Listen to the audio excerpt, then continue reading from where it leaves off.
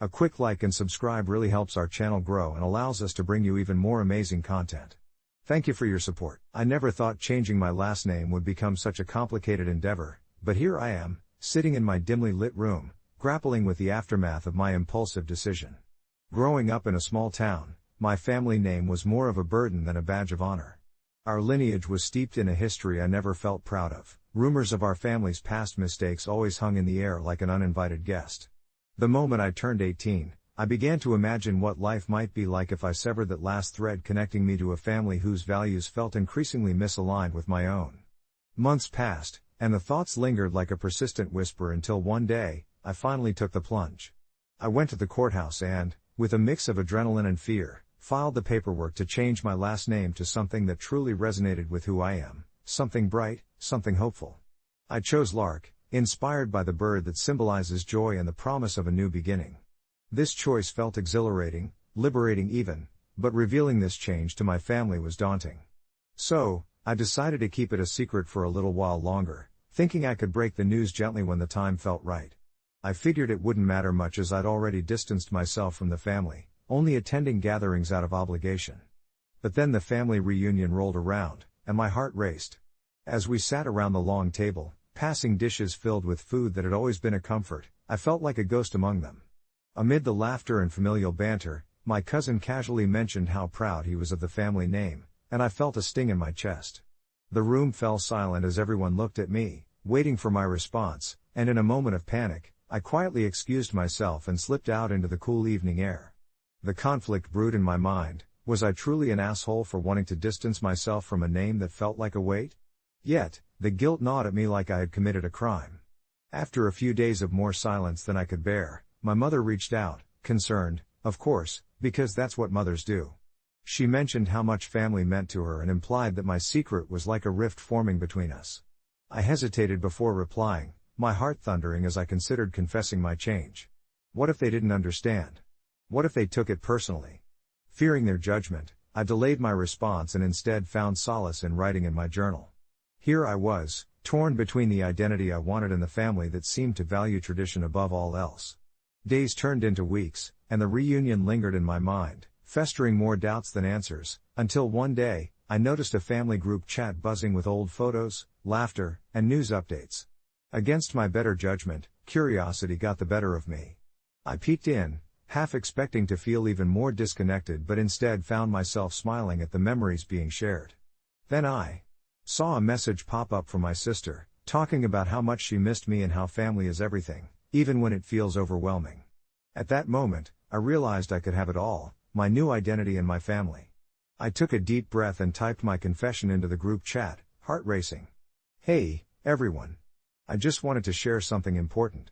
I changed my last name. I clicked send before I could overthink it. The response was a mix of shock, confusion, and finally, a lot of love. They asked why, and there was this wave of relief when I explained how I felt. It was a risk, but suddenly their support washed over me like a warm tide. You're still our Lark, my brother texted, and just like that, I wasn't the outsider I had feared I'd be. Families are messy, complicated, and sometimes taken for granted, and maybe I was a bit of an asshole for not being upfront, but in the end, it turned out okay. I realized we could adapt, grow, and reshape our connections. My past didn't need to define me, it could simply be a part of who I was becoming. As I lay down that night, I felt lighter, like I had finally opened a window to let the stale air out. It was a long journey ahead to reconcile my past with my present, but the thought of finally being myself gave me a good kind of hope. As I lay there, that new sense of freedom wrapping around me like a warm blanket, I couldn't shake the feeling that I might have awakened something in my family too. I fell asleep with hopes dancing in my head, hopes that they would understand my decision and that this would spark conversations we'd all been too afraid to have. The next morning, I woke up early, fueled by a mix of anxiety and excitement. I brewed a pot of coffee, the smell filling the tiny kitchen, and didn't even bother to change out of my pajamas. With my new last name emblazoned in my mind, I sat down and opened my laptop, gingerly typing a message to my family group chat, my fingers trembling slightly with each keystroke. Hey everyone, I wanted to let you know I've legally changed my last name. I hope you can support me through this. At first, the response was eerily quiet. I could almost hear the collective gasp. I could picture my mom dropping her coffee mug, my dad raising an eyebrow, and my sister, always the upbeat comedian, leaving some sarcastic quip about identity crises. But instead, the silence hung there like fog, thick and suffocating. 5 minutes passed, and my heart raced as I began to think that maybe this was a bigger deal than I had anticipated. Just as I was about to convince myself to delete the message, my phone pinged. It was my sister. Whoa, surprise. I didn't see that coming. But, why? You could have just told us. The floodgates opened after that. My mom chimed in with a cautious, "You know we love you for who you are, right? This feels sudden." And then my dad, with his usual no-nonsense attitude, asked the question I was bracing for: what's wrong with our name? Why not just stick with it? Each message sent another wave of guilt crashing over me. I felt like I was unraveling. All the excitement I had felt just hours before was morphing into the lump of shame sitting in my throat. I explained my reasoning, trying to articulate my desire to break free from family ties that felt more like shackles than support. I reminisced about the hurt and confusion of the past, the inescapable truth that my identity felt like a puzzle with missing pieces. I wrote about how that old name dragged behind me like a ghost. Eventually, the conversation took a different turn. My sister revealed her struggles with our family's expectations, admitting she's always felt like she needed to be the good daughter instead of simply being herself. Even my dad softened, sharing a moment from his own youth when he felt suffocated by his lineage and the pressure to uphold the family name. Those walls began to chip away, and I could almost see fragments of my family emerging from the shadows. Conversations turned more thoughtful, less accusatory. "How can we support you?" came from my mom, and I felt swells of gratitude. We talked for a few hours, unpacking old wounds, stories I assumed were lost. We were no longer a lineage of names and expectations. We became individuals, interconnected but separate, just like the branches of a tree. Each of us unique in our own right while grounded by a shared history. I sat back, amazed at the transformations happening right within our little group chat. It shifted something deeper in my soul. This newfound openness, this blooming understanding of one another, felt like the first rays of sunlight piercing through the long-held clouds above our family. As I scrolled through the messages later that evening, I realized changing my last name was never about erasing my past, it was about reshaping my identity. I fell asleep the next night without the heaviness I had carried for so long. To be clear, the journey ahead wouldn't be without its bumps. Old habits die hard, and months of conversation and growth remain ahead of us. But as I drifted off again, I felt ready for whatever lay ahead, taking my first steps without the burden of my old name pulling me down. It was liberating, like finally taking a deep breath after holding my breath for far too long. Maybe I wasn't the asshole after all. Maybe I was just a person learning how to live authentically, and in that, I found peace. The next morning felt different. The sunlight streamed through my window, illuminating the dust particles dancing in the air, and I could almost hear a quiet celebration in the world outside. I stared at the ceiling for a moment, allowing the shadows from the leaves of the oak tree outside to create an intricate pattern, something abstract and beautiful, kind of like the life I was slowly beginning to carve out for myself. I got up and went about my usual routine, but the lingering tendrils of doubt still tugged at me.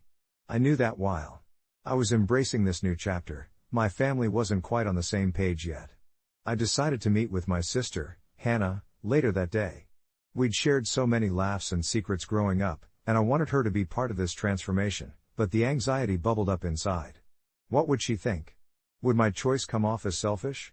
I found myself fidgeting with my phone, the screen lighting up with her name as I hesitated to dial. Eventually, I took a deep breath and sent her a text, asking if she'd like to get lunch. She replied within moments, almost too eagerly, and I felt the knot in my stomach twist tighter. The cafe was our little haven, nestled on the corner of our old neighborhood. It had the same vintage charm, the worn leather seats making every conversation feel intimate. We ordered our usual, a club sandwich for me, a wrap for her, and I tried to feign nonchalance, but Hannah saw right through me. "You seem different," she said, biting into her wrap, her eyes narrowing in that way they did when she was genuinely curious. "Yeah, well, I guess you could say I've been doing some soul-searching," I replied, trying to put on a brave face. "What do you mean?" she pressed, her expression shifting from playful to concerned. I took another sip of my iced tea, gathering my thoughts. "You know how I changed my last name?" I started, cautiously wading into the topic. Her eyebrows shot up, and I could see the gears turning in her mind. "I've been thinking a lot about who I am and who I want to be. It's like shedding an old skin that never really fit me. Hannah nodded slowly, and I couldn't tell if she was processing my words or if the wrapping paper from her lunch had taken her by surprise. I get that, she said finally, but why not tell anyone? Like, it feels secretive? I wish I had known sooner. Her words pierced through me. I opened my mouth to explain, to defend my choice, but I realized I didn't have a solid answer.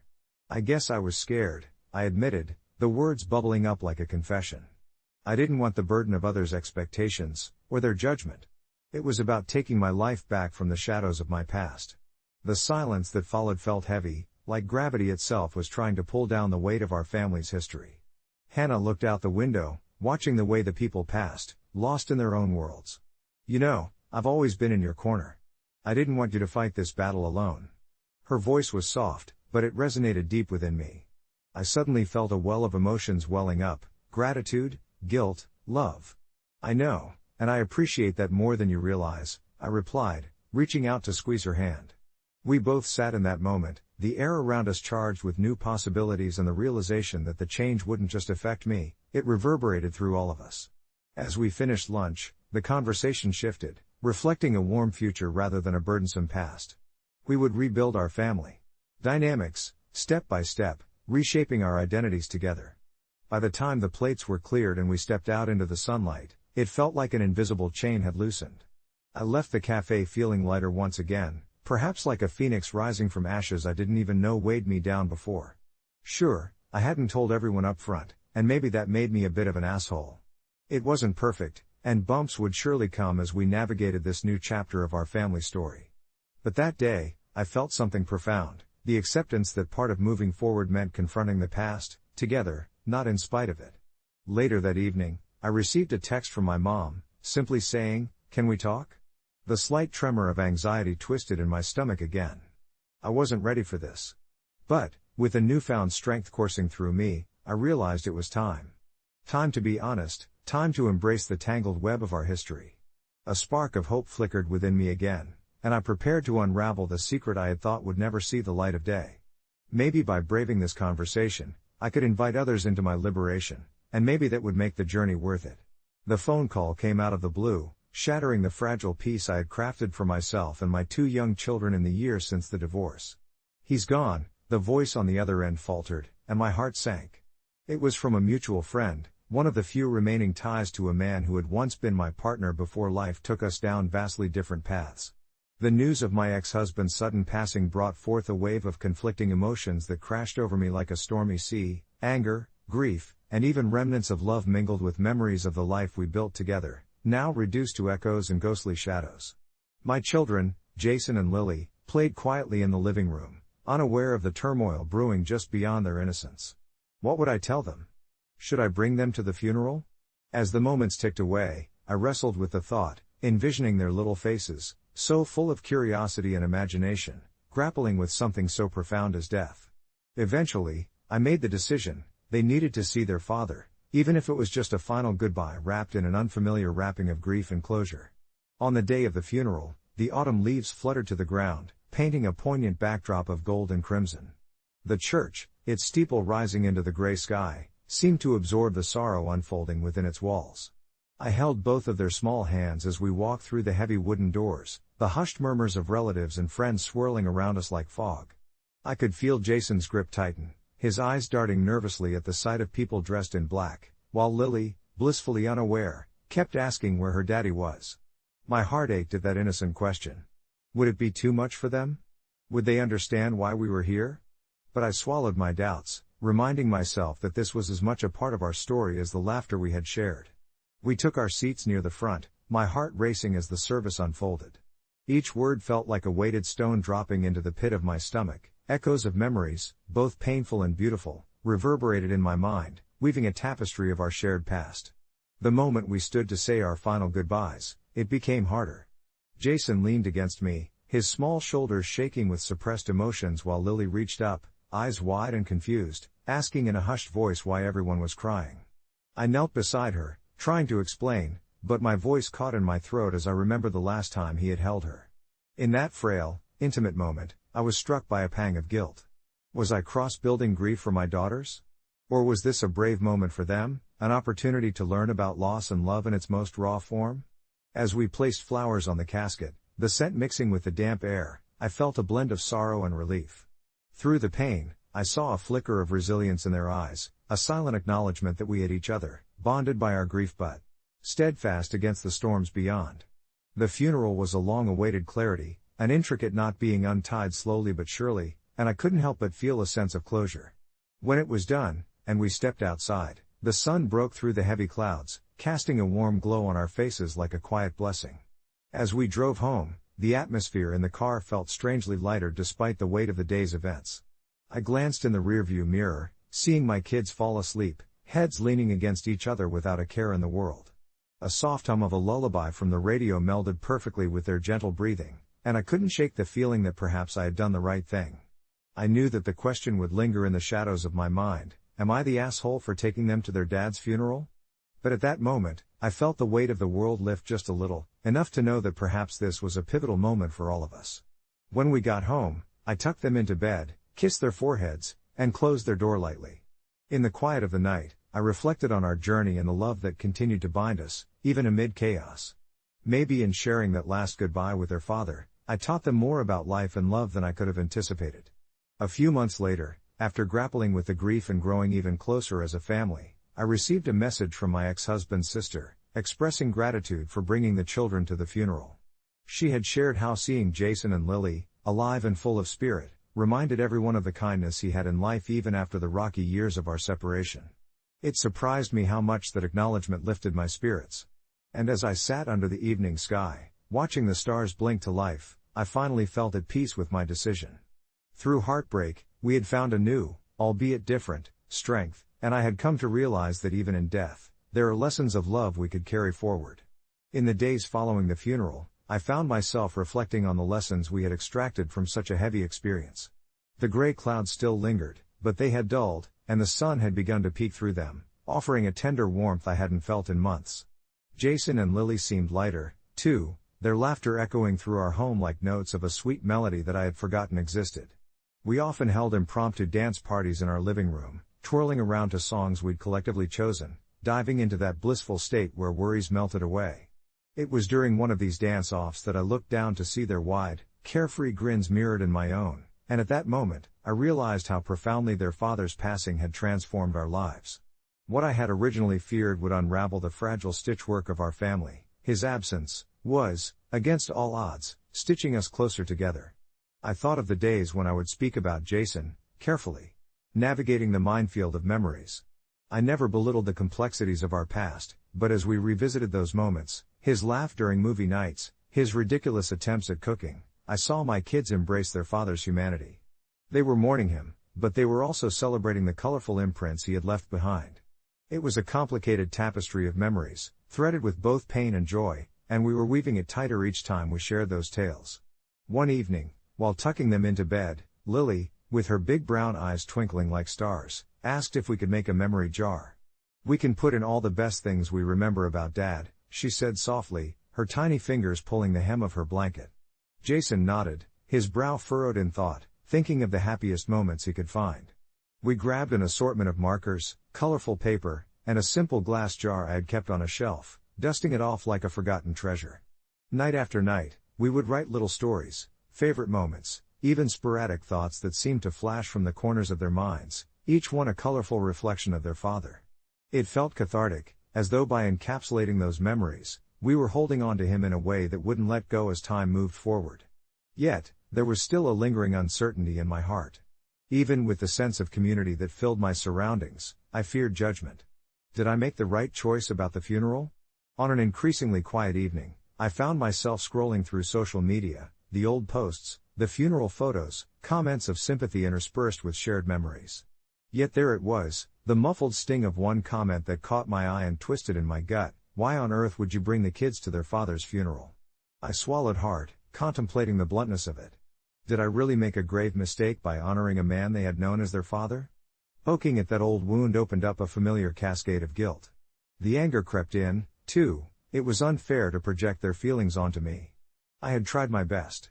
As I flipped through the comments, I stumbled upon a thoughtful reply that shifted my perspective. Maybe it was a lesson in love for them, not an act of cruelty. Feeling the heaviness lift slightly, I realized I wasn't alone in this. So many parents face judgment, and for each of those harsh voices echoing in my mind, there were countless parents who had found their own way, each soldiering through their challenges, fighting battles of their own, learning to let love guide them. I closed my phone with a newfound determination and focused instead on my children who were now deep asleep, the reassuring sound of their breaths filling the room like a comforting lullaby. Weeks passed and our little family developed a new rhythm. I sometimes still encountered sporadic judgment, especially within our small town, like when I would run into familiar faces at the grocery store. Each smiled. Nod felt loaded. Sometimes, people would make small talk about the weather, while others would simply look down, avoiding eye contact altogether. Those moments were filled with undertones of unspoken words, yet they began to bother me less. I remembered why I had made the choice to bring Jason and Lily to that funeral. It was about remembering, celebrating, and finding closure, the very things we were doing in our memory jar. One day, as we were placing a new handwritten memory into the jar, a ticket stub from a concert we had attended, it struck me how much healing was packed into those tiny slips of paper. They were seeds, really, nurturing new perspectives and fostering an understanding of our past. It had opened the door to conversations about life, love, and everything in between. I knew then that whatever anyone else might say, I was right where I needed to be.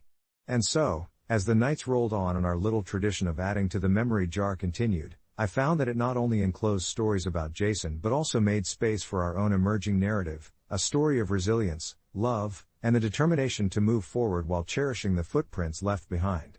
Perhaps it wouldn't heal every pang of grief, but it fortified us with a sense of purpose in honoring what remained.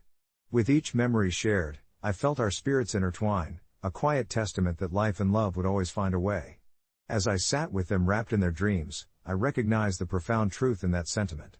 Even amidst the chaos of our history, we had woven a tapestry of love that would only continue to grow. And perhaps with that, I wouldn't just be a survivor of our heartache, I would be a champion for the enduring bond that we shared, a reminder that even through loss, life persistently finds room for love. The days following the funeral, I found myself wandering through a landscape of emotions that felt bright yet shadowed at times. I would often catch the scent of Jason's cologne lingering on an old jacket in the closet, a bittersweet reminder of our past that pulled at my heartstrings. The kids adjusted remarkably well to the absence of their father. For them, it was a cascade of memories they could sift through, moments captured in laughter and warmth.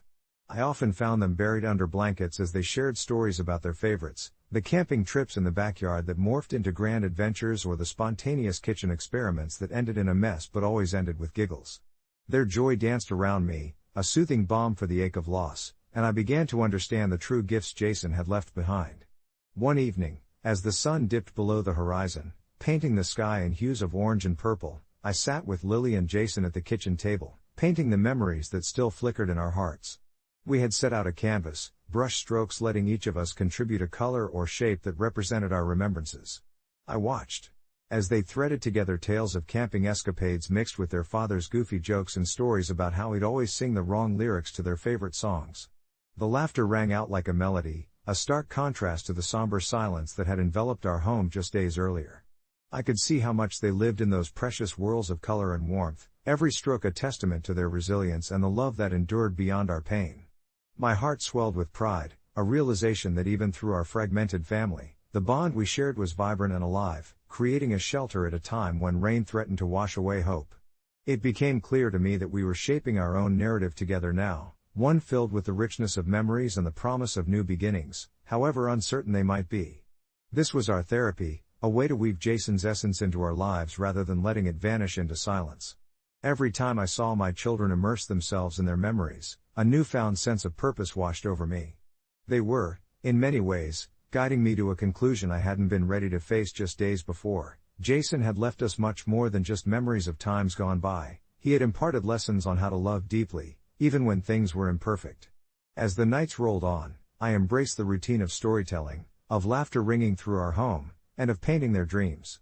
I shared with them how loss could transform into appreciation, encouraging them to always look at the silver lining, however faint it may seem on some days. Our conversations turned from sorrow to dreams of the future, filled with wild wishes and hopes that danced in their eyes. It was in moments like these that I found clarity. The past, however tumultuous, shaped not just our pain but also our resilience and our ability to pivot, to adapt, and to rise anew. One night, Tucking Lily into bed after another day of reminiscing and laughter, she looked up at me, her eyes shimmering with understanding far beyond her years. "Mom," she whispered, "maybe Daddy just wanted us to be happy. Maybe that's why he wanted us to remember the fun times and not the sad ones." Tears welled in my eyes, but they weren't tears of sorrow, they were tears of ageless wisdom being passed down, both a reflection of her father's love and her own burgeoning understanding of life. "You're right, sweetheart," I replied, pulling her close. "He wanted us to be happy, and we can honor him by living fully."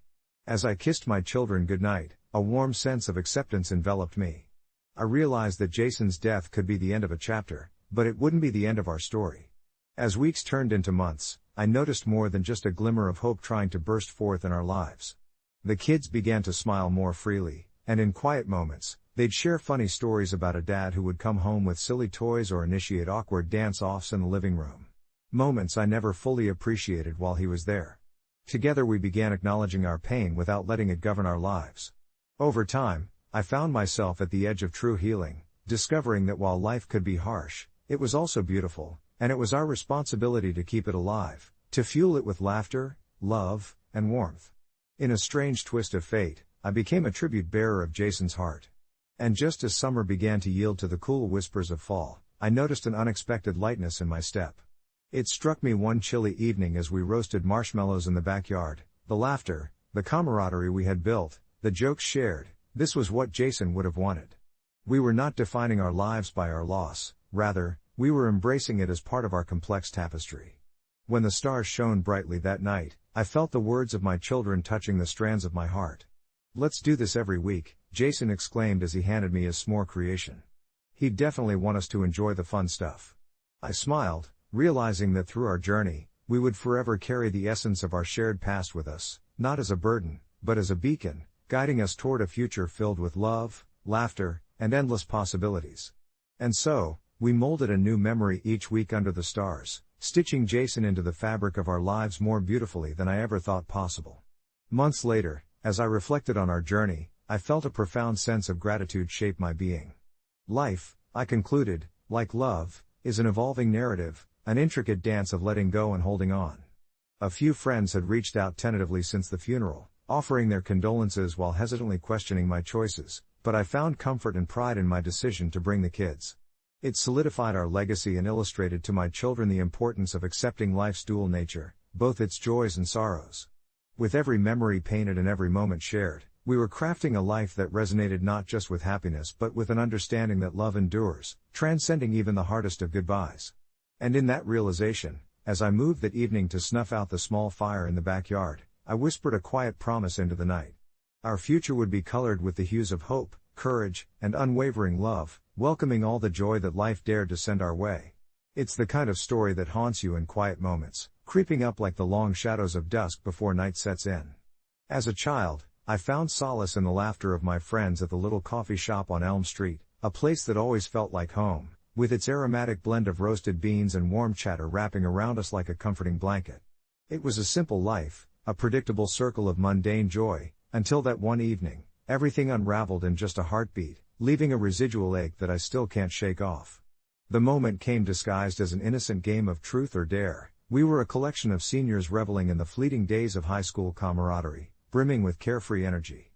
Daring one another had always brought us closer, forging bonds that felt unbreakable. But that night, I observed my best friend, Ravi, as he tightened his grip on his trusty phone, the flickering screen illuminating his face with a glow that seemed to carry a hidden weight. When it was his turn, the laughter still buzzing in the air like the last remnants of summer, Ravi chose truth, a decision steeped in our usual banter until suddenly, someone muttered an offhand comment about his girlfriend Amanda, a girl who radiated kindness like sunlight breaking through a cloudy sky.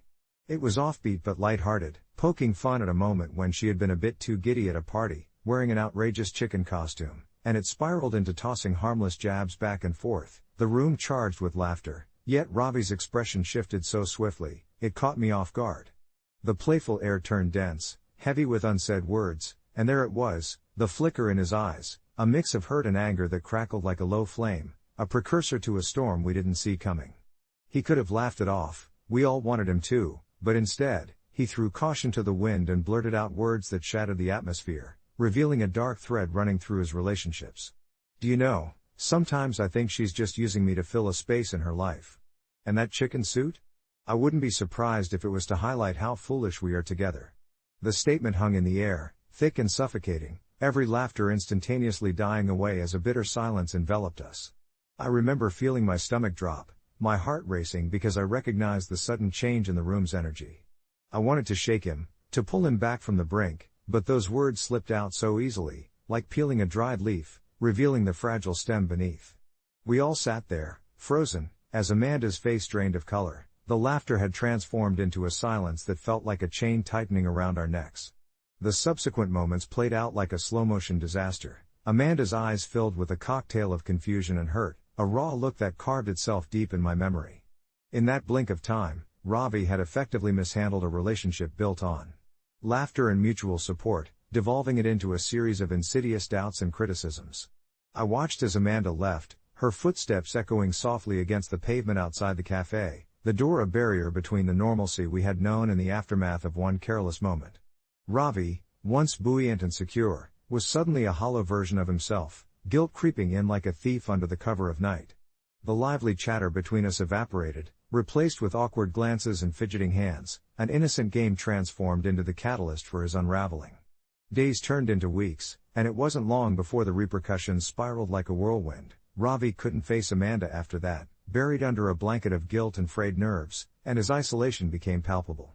He missed her laughter, her light, and maybe that's what made it worse, watching him realize that his careless words had shattered the bond they had crafted with so much joy.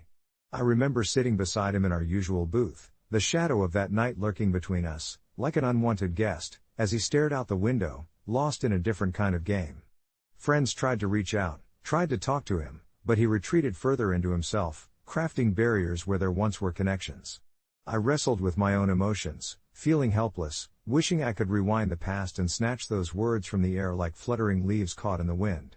As time went on, I noticed that the laughter we once shared transformed into whispers behind closed doors, and eventually, Ravi drifted away from the circle entirely, a ghost to the faces he once knew. The realization struck me heavy, like the turning of a page that would never be read again. In just a matter of minutes, he not only ruined a relationship but also splintered his sense of self and our friendship, as if he'd unwittingly untied a knot that bound our lives together. Reflecting on it now, I can't help but wonder how different things might have been had he chosen a different path that night, had he opted for a lighter dare instead of bearing his insecurities and fears. In this quiet wrinkle of my memory, Ravi's story serves as a subtle reminder of the power words hold, their potential to uplift or pierce through the fabric of our lives, demonstrating how swiftly life can change when we least expect it, leading to inevitable reflections on what we hold dear and the fragility of our connections. As for Ravi, well, he eventually reached out to me on a rainy evening several months later, after countless days of silence, stating simply, "I hope she'll forgive me," and in response to those words, I found myself still hanging tight to the echoes of laughter, forever wishing for a reunion over that familiar cup of coffee. I could only nod, realizing that sometimes, restoring those broken bridges takes time and effort, and perhaps, a willingness to confront the truth we buried under layers of regret. As the droplets danced rhythmically against my window that night, I couldn't shake the memories of the last time Ravi and I had met, echoes of laughter and shared stories still lingering in the corners of my mind. It had been during that warm afternoon in late spring, the sunlight filtering through the lush trees of the tiny cafe where we often spent our weekends. We were carefree then, lost in conversation about our dreams, interspersed with plans of adventure that felt infinite in their potential. But as life often does, it yanked us from that blissful inertia into a reality rife with choices, each one a fork in the road waiting to be taken. The shift had been sudden, a phone call, a panicked conversation in hushed tones, and subsequent decisions made in sheer haste. In my naivety, I thought that our bond would weather any storm. Ravi's act of desperation, however, had left a fracture precisely where I least expected it. The message he sent that evening was cradled within the complexities of our shared history. I could feel my heart tugging in two directions, one pulling me toward the past, where everything felt safe and familiar, and the other gnawing at me with the weight of uncertainty. At first, responding felt daunting. I stared at my phone long enough that I could almost hear the ticking of my heartbeat, each pulsation echoing my indecision. Would forgiving him be too easy? Or would it leave me open to more hurt? I thought. Maybe it was me who needed to forgive myself for allowing the facade of invulnerability to blind me to the inherent fragility of human connections. I took a deep breath, recalling the moments we had shared, the ones that had built the foundation of what I thought would last a lifetime. Perhaps the past did not hold the power to define our future. I finally typed out, "It's not about forgiveness, Ravi. It's about understanding and finding a way to move forward." The flickering light from the street cast transient shadows across my living room, and in that stillness, I could almost hear the past whispering to me, urging for closure. Days turned into weeks as we exchanged texts, dismantling the walls of tension brick by brick. Eventually, we found ourselves face to face once again, under the same old cafe awning, its familiar aroma of brewing coffee rising to greet us.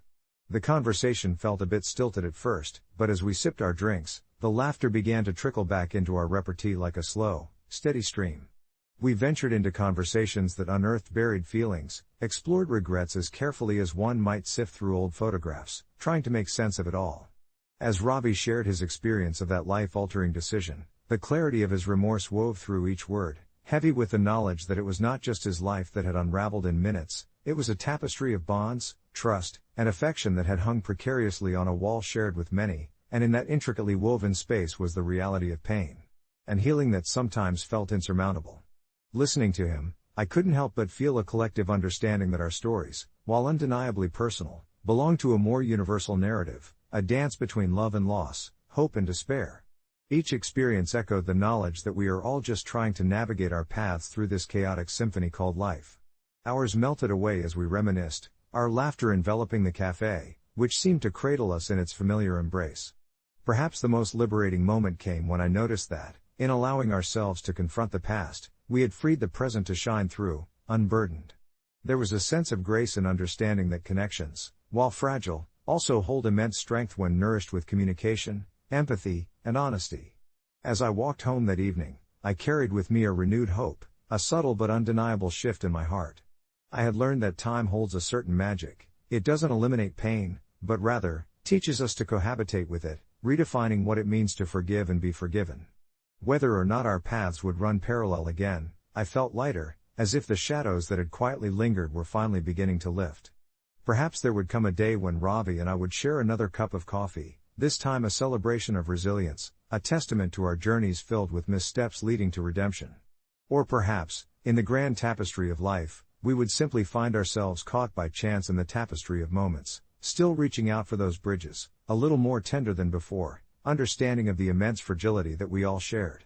It was a realization that life is but a flicker of time, a collection of minutes where decisions can break intricate patterns or redirect them towards new beginnings, and ultimately, we become the authors of our own stories. The week following Ravi's message, as the rain drizzled down my window and formed little rivers that traced irregular paths down the glass, I felt a profound shift in my heart. The gray clouds outside reflected the mixture of uncertainty and hope swirling inside me. I thought about how quickly things can spiral, how, in mere moments, a decision can cascade, changing everything that follows. Ravi had not only lost a relationship, he had unwittingly set off a chain reaction that upended his life and the lives of those around him. The regret in his voice that night lingered in my mind like an echo, a reminder of the precariousness of every choice we make. I imagined him in that coffee shop where we shared countless laughs, now perhaps sitting alone, sipping something bitter while staring into nothingness. I remembered a time, long before his fall from grace, when we sat at that same cafe, our dreams spilling over our mugs as we plotted our futures with an eagerness that seemed to belong only to the young and unburdened. But life has a way of catching up with you, I mused. Often when you least expect it. I decided then to reach out, to suggest we meet. Surely, there was healing in confronting the past, in standing side by side and daring to speak of what had happened, rather than letting it hang in the air like that final, awkward question before a departure. It took only a short message, a casual invitation framed in care and the memories of laughter, for him to respond with enthusiasm laced with a weariness that told me he had been waiting for this moment. We settled on a small, quaint cafe, the kind that held the charm of an old friend, the aroma of fresh coffee and baked goods wafted through the air, wrapping around us like a warm embrace. When I arrived, I spotted him at our usual table, a slightly worn look on his face, a testament to both time and the struggles that occupied it. The once vibrant spark in his eyes had dimmed, replaced by a glimmer of hope tucked behind a veil of regret. As we exchanged pleasantries and sat down, the air felt thick, charged with unspoken words and a potent mix of what-ifs. I couldn't help but notice how we both had changed, The innocence of our younger selves seemed impossibly distant. "I've been thinking a lot about that night," he began, his voice barely a whisper, and I could sense the weight of the walls around his heart crumbling slowly. We revisited memories, the good and the painful, and somewhere amidst the stream of shared laughter and sorrow, there emerged a fragility more profound than I ever anticipated. Ravi confessed how one misstep transformed his once promising future into an abyss of sadness, a single night where poor choices redefined his relationships and shattered long-held dreams. He spoke of his wake-up calls, the sleepless nights, and the relentless thought of how he had torn apart the very threads that connected him to the people who mattered most. I listened, each word a brushstroke painting the stark rawness of his journey, one that had changed him in ways I could scarcely comprehend. Yet amidst the confessions, I also felt a stirring of admiration for the courage he displayed in standing before me, owning his mistakes with humility rather than bitterness. As the conversation deepened, narratives intertwined, and we rediscovered that the essence of our friendship remained intact, nestled under layers of experience and time like treasures forgotten yet cherished. The moment felt electric, transformative even, as we gradually ventured into those tender territories of forgiveness and understanding. I could finally voice how I had felt during those haunting months of silence, how the echoes of our camaraderie had haunted me in odd moments, how easy it had been to slip into narratives of anger and resentment instead of compassion and patience. His eyes reflected understanding, and we both recognized the beauty and acceptance in recognizing our human flaws. By the end of our conversation, something shifted in both of us, an unspoken agreement that healing wasn't about erasing the past but about embracing it, weaving it into our ongoing saga rather than letting it define us. As I stood to leave, I looked back at him, a smile breaking over my face, and for the first time in what felt like an eternity, I felt light, untethered from the burden of past mistakes. We exchanged promises to meet again, and reluctantly, I watched him leave with a tentative hope stirring in my chest. The rain had stopped outside, leaving the world washed anew, glistening under a timid sun breaking through the clouds, much like us. As I walked home, I reflected on our meeting. Life is indeed a series of fleeting minutes, and in every one of those moments, we are granted the chance to reclaim what was lost, to celebrate resilience, and to recognize that while we may stumble, we always have the power to rise again, a little wiser and a little kinder to ourselves in the face of fragility.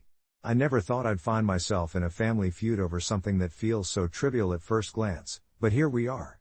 My sister, Laura, called me last week in a panic. She had just bought a new house, and her renovations were taking longer than expected. She was supposed to host her kids' school festival this weekend, but the space was chaos, walls torn down, dust everywhere, and a non-functioning kitchen. She asked if I could let her 2 kids, Josh and Ava, stay in my spare bedroom until the work was done. Instinctively, my heart sank. It's not that I don't love my niece and nephew, I do, but my home is my sanctuary, and I've carved out that spare room as a personal refuge from my crammed work schedule and the demands of city life. It's where I unwind after long days, my only corner of peace. I thought about how my walls are adorned with my quirky posters and string lights that give me comfort, and how I've arranged everything to suit my tastes. When I tried to explain this to Laura, she didn't take it well. "They're just kids," she snapped, her voice rising through the phone. "They can't just be packed into the living room. They need their space, and this is your chance to help out." I felt bad, really, but I couldn't shake the feeling that the bigger picture was being overlooked. I told her I needed to think about it, but I could sense the disappointment in her tone. The following days felt heavy, filled with guilt and an uneasy weight of familial obligation. I kept imagining Josh's disappointment and Ava's big brown eyes, but I also imagined losing my peace. I ended up texting Laura the next day, gently declining. It's not like I offered her any alternative. "I can help with the kids during the festival, maybe take them out for ice cream afterward," I added. Her response came quick, laced with irritation. "Whatever. I'm just a little surprised you'd choose a room over your family." I tucked my phone away, feeling small in that moment. I spent the better part of the rest of the week trying to let go of the hurt I felt.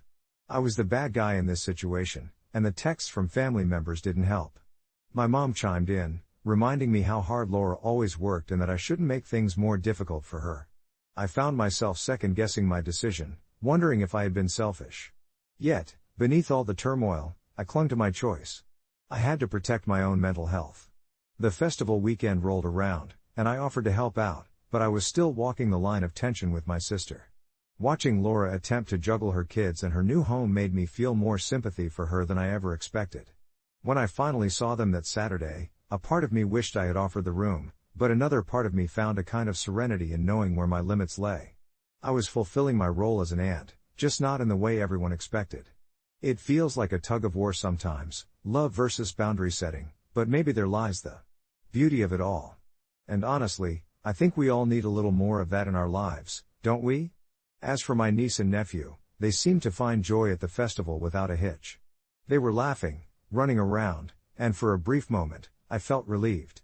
Perhaps it was just a lesson learned, a reminder that sometimes, love means understanding and supporting your family while still honoring your own needs. As for an update? Well, I think things are slowly mending. I called Laura last night, and we talked things over. It wasn't easy, but we finally came to an understanding. I admitted the anxiety made me hesitant, and she apologized for snapping. In the end, I think we both learned that love can be messy, but it doesn't have to mean sacrificing our own sanctuaries. It's about managing priorities, and while I cherish my sister and her kids, I also cherish my own space. After that phone call with Laura, I decided to take a walk around my neighborhood. The familiar crunch of leaves under my sneakers and the crisp autumn air felt comforting against the backdrop of the somewhat emotionally charged night we just had. I had always found solace in wandering the streets of my suburban enclave, the oversized trees lining either side standing like guardians to my thoughts. Each step helped me process everything that had happened, not just the recent flare-up but also the complex relationship I shared with my sister and her family. The friction between us had become palpable in recent months, like a fire that had been smoldering quietly until it flared up unexpectedly. Laura had always been the more spontaneous one, the sister who took risks. Meanwhile, I'd prided myself on being a creature of comfort, the one who thrived on routine. I imagined her one-room apartment stuffed with toys and papers strewn everywhere, a chaotic ecosystem ruled by her kids, and then there was my bedroom, my sanctuary uniquely reflecting my taste, my quiet. As I walked along the streets, I wondered if that's where our disconnect began. I adored my niece and nephew, they were vibrant little beings full of life, but the thought of giving up my space, my sacred bubble, felt as absurd as inviting a gust of wind into my carefully curated home. I repeated to myself that no, I didn't have to risk my comfort to be a good aunt. Yet guilt gnawed at me. Was I being selfish? I could almost hear the whispers of what people would say as I took my seat at the dinner table during family gatherings. There was that auteur aunt, too rigid to accommodate her own blood. So many thoughts swirled in my head until I finally stopped by my favorite cafe. The charming little place, with its uneven wooden tables and the smell of fresh pastries wafting through open windows, always made me feel at home. I ordered my regular cappuccino, its warmth pressing against my palms, even its foam felt like a hug. And just then, I glanced out the window and saw a mother with her two children, one tugging at her hand too. Hurry to the playground while the other balanced artfully on a scooter. They laughed and shouted, and before I could stop myself, I smiled, recalling moments I'd spent with my niece and nephew, their giggles ringing through the air like wind chimes. I often wished I could magically harness that laughter and ease, to bring it into my home without a loss of autonomy. My thoughts drifted to Laura's frantic phone call the day before, her shaky voice revealing her own fears of not being enough for her kids, trying to balance a demanding job with parenting. I realized then that our conflict was deeper than our simple disagreement about living arrangements. It was about her feeling stretched thin, and me standing firm as a solid rock, refusing to bend. Here I was, a bystander reflecting on how it felt to protect my boundaries, while she was in the middle of a tempest, grappling to keep everything together. With steam rising from my mug, I pulled out my phone and typed her a quick message. Hey, just wanted to say again that I love you guys. We're going to figure this out, together? When you need help, with the kids or otherwise, count on me. It was simple, but I hoped it conveyed sincerity. I hit send and found myself optimistic about the possibilities, how love could exist within our shared imperfections. As the sky turned deeper blue with hints of twilight, a thought struck me. Perhaps I could offer my space for short stays and weekends, not for them to fully reside in, but a place for escapades when they needed a break. It could be a retreat, somewhere they could enjoy little adventures, while I didn't lose my haven completely. This idea fluttered around in my mind like a butterfly, transforming my initial sense of loss into a feeling of expansion. In the days that followed, I shared this idea with Laura, and to my surprise, she loved it. Our conversations gradually evolved into brainstorming family weekends, and with it, came brighter days. Sometimes there would be raucous bedtime stories filled with laughter and chaos, other times, quiet moments where we simply enjoyed each other's company. It wasn't just about sharing my space anymore, it was about sharing our lives, redefining what it meant to support each other while still establishing boundaries. So, here I am, sitting on my bed as I write this, refreshed by the recent turn of events. My initial discomfort feels increasingly like a distant memory, replaced by a new rhythm that still honors my sanctuary. I think about how love can be both firm and flexible, like a seasoned tree bending gently in the wind rather than breaking. Family isn't a matter of zero-sum, rather, it's a tapestry woven from acceptance, generosity, and, surprisingly, a little bit of space. At the end of the day, I realize that sometimes, boundaries can cradle you just as securely as the ones we tear down. As I sit here on my bed, I find myself glancing at the old photographs taped to my wall, snapshots of family gatherings, Christmas mornings, and birthdays filled with laughter. Each picture tells a story, encapsulating moments that felt so momentous then, yet now seem like echoes of a simpler time. The warm hues of those memories make me smile, but they're also a reminder of how complicated family can be, especially when everyone is trying to navigate their own needs alongside each other's.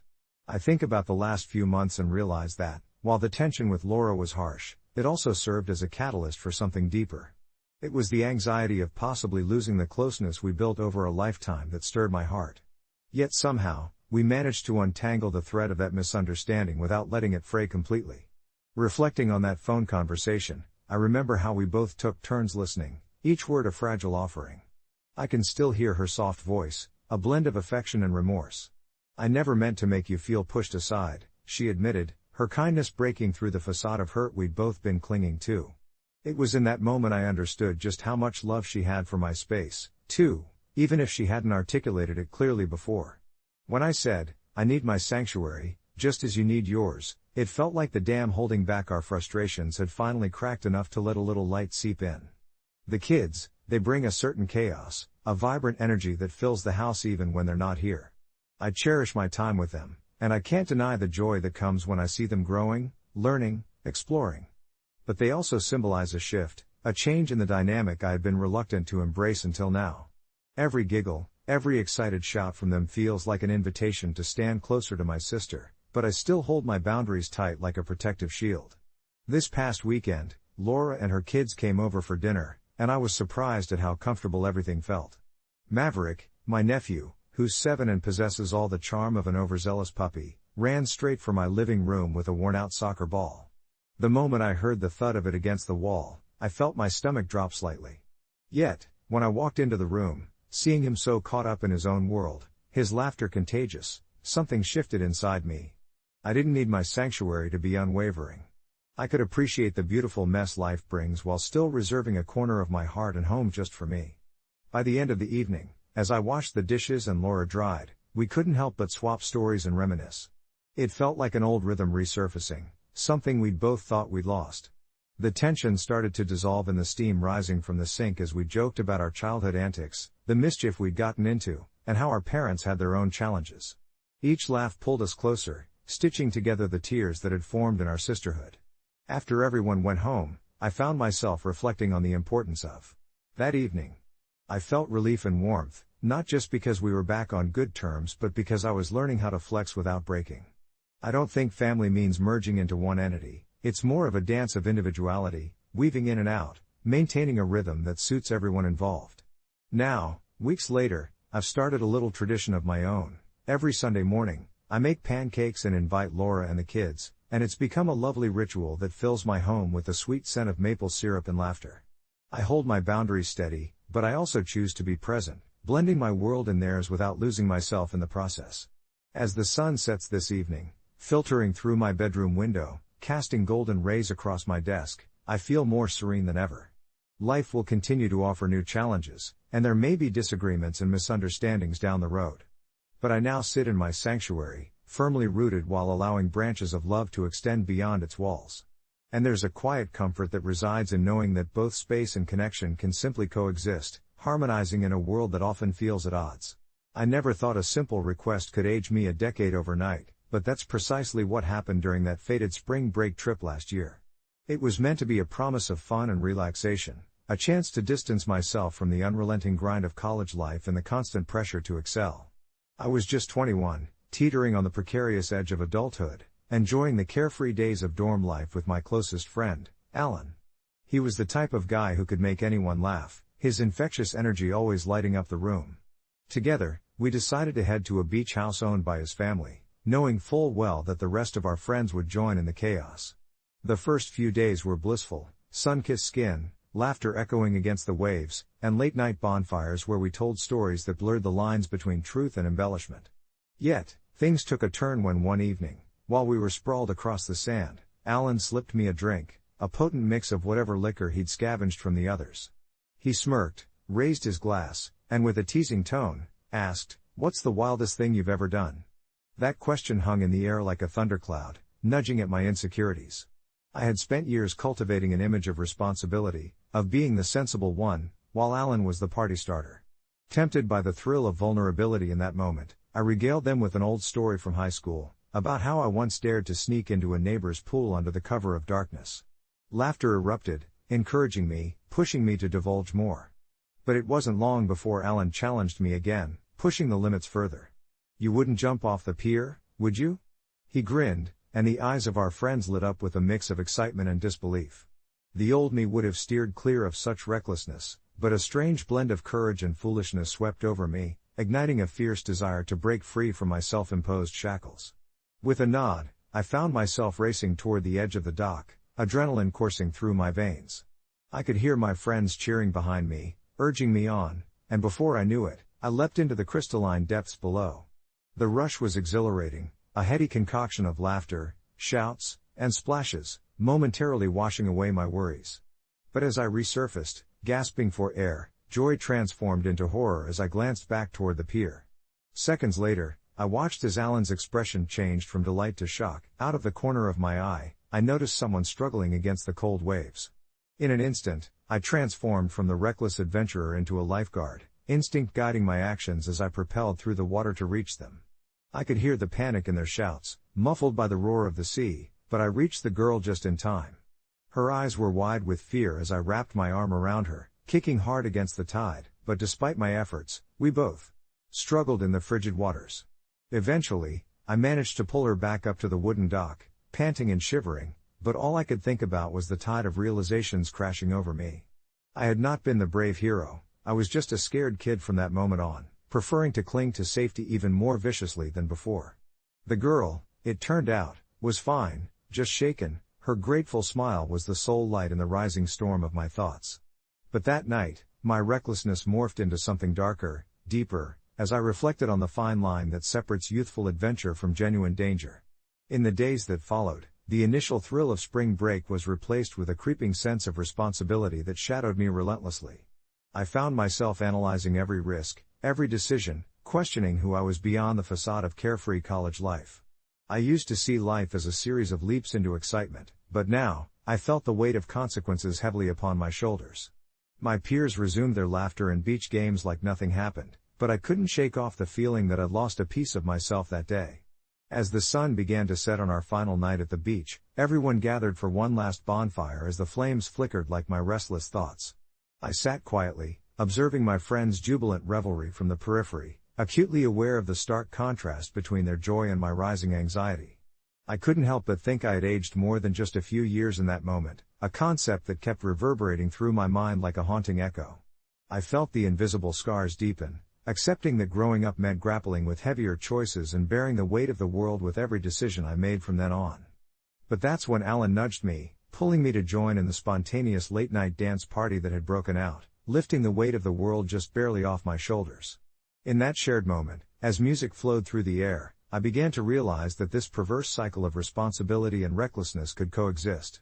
Yet, the laughter felt different, more bittersweet than before, tinged with the reminder of what could have been. Months later, I still ponder how that trip aged me in ways I hadn't anticipated but subtly come to accept that it was all part of my evolving story. I learned to embrace the lessons learned through moments of fear and joy alike, balancing life's risks with the warm glow of memories shared with friends.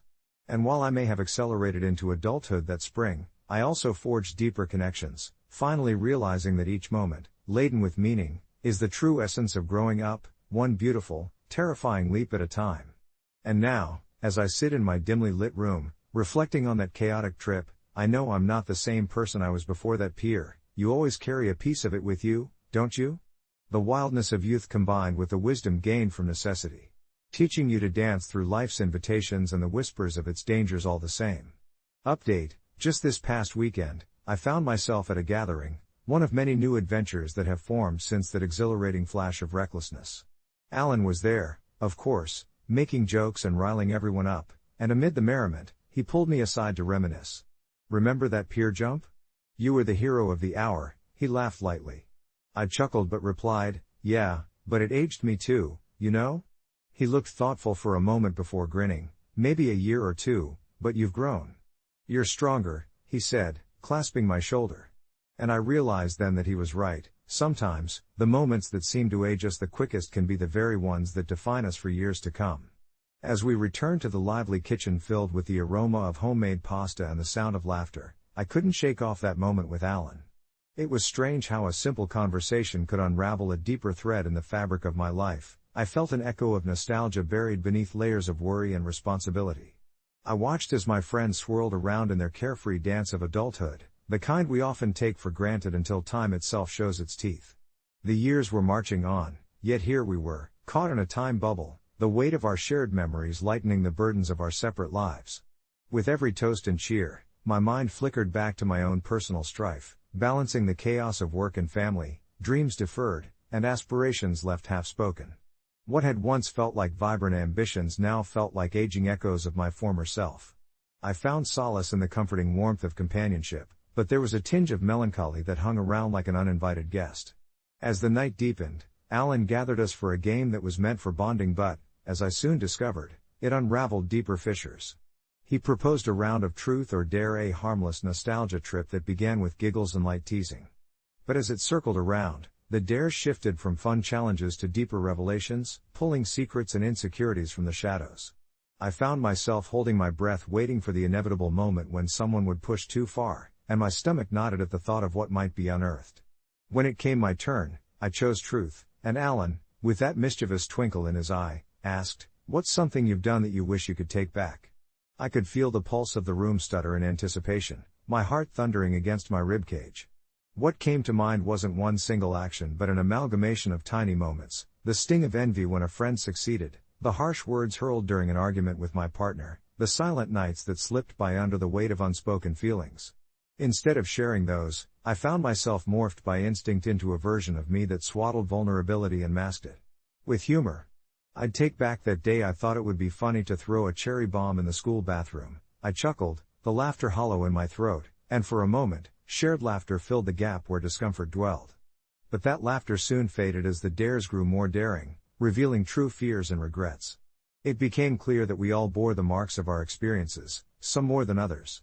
When it was Alan's turn again, he smirked and said, "Okay, dare me to sing a song." But something in the way he played with his drink gave it all away. The smile never quite reached his eyes. Perhaps in that moment, everyone realized, for all the laughter and bravado, we were suspended in the perils of adulthood that seemed to sap away the essence of carefree youth. As the reality of our fragile unmasking settled over us, I found myself more aware than ever of how quickly years can slip by and change us. The carefree evenings of our youth were now sprinkled with the stardust of nostalgia but marred by the gravity of regret and responsibility. Later that night, as I whispered goodnight to my friends and climbed into bed, I couldn't escape the haunting truth that came with the joy of reunion: nothing stays the same, and clinging to the past sometimes only amplifies the ache of becoming. I closed my eyes, listening to the distant echoes of laughter drifting from the party still happening down the hall, and contemplated how every trial we endured, every choice that stung, contributed to the elevation of our lives, whether we liked it or not. In the insistent quiet of the night, I understood that these seemingly aging moments, both burdens and blessings, were the very threads that stitched our stories together. I saw the glimmer of hope in change, in growth, as I came to the realization that defining those moments from the past would not just contour my existence but also establish the path for journeys yet to come. As I drifted into sleep, my mind wandered to the idea of seeking out each experience, embracing even the pain, like sculptors shaping their creations, understanding that just as love and laughter could nourish, fears and regrets could forge resilience. Life doesn't just age us, it crafts us, one unassuming night at a time. Update: a week later, after our reunion, I received a message from Alan, asking if we could meet up. Skeptical at first, I agreed, intrigued. We met at the park where we used to hang out as kids, and as we walked, he admitted that he had been struggling with his own demons, an unexpected job loss and feeling inadequate. I could see the toll it had taken on him, and somewhere within me, I realized that though life might age us, it could also connect us in newfound ways. Through that honest exchange, we made a pact to not only be there for each other but to face life's hurdles together, renewing our friendship after years of drifting apart. In that moment, it was clear, the journeys that once seemed daunting were now avenues for growth. Together we could battle the inevitability of aging, one small victory at a time. The rest of the evening unfolded like a dream, the soft golden hue of the setting sun spilling through the trees as it cast playful shadows on the grass. I felt an unexpected surge of gratitude for this gathering. It was more than just a reunion, it had morphed into a ceremony of solace, a reminder that the scars life left behind weren't just signs of hardship but also badges of honor, stories that could bridge the distances created by time and circumstance. As we lounged around the fire pit, roasting marshmallows and sharing light-hearted banter, I couldn't help but take note of Alan's infectious laughter, a sound that still echoed in my mind long after it faded. It pulled me back to simpler days, times when our biggest concerns revolved around surreptitious adventures rather than mortgages or career trajectories. Amid the laughter, I glanced around the circle of friends, observing familiar faces now softened by time, laughter lines deepening yet exuding a warmth that suggested resilience and shared history.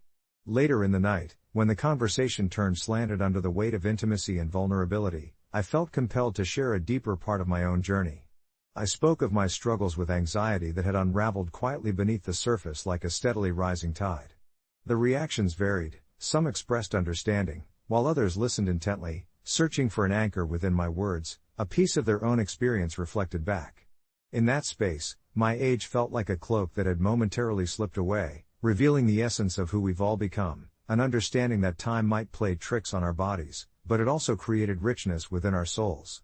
When the gathering finally dispersed under a pale moon, I felt that renewal swell within me, a hope that my friendship with Alan and the others would not wane again.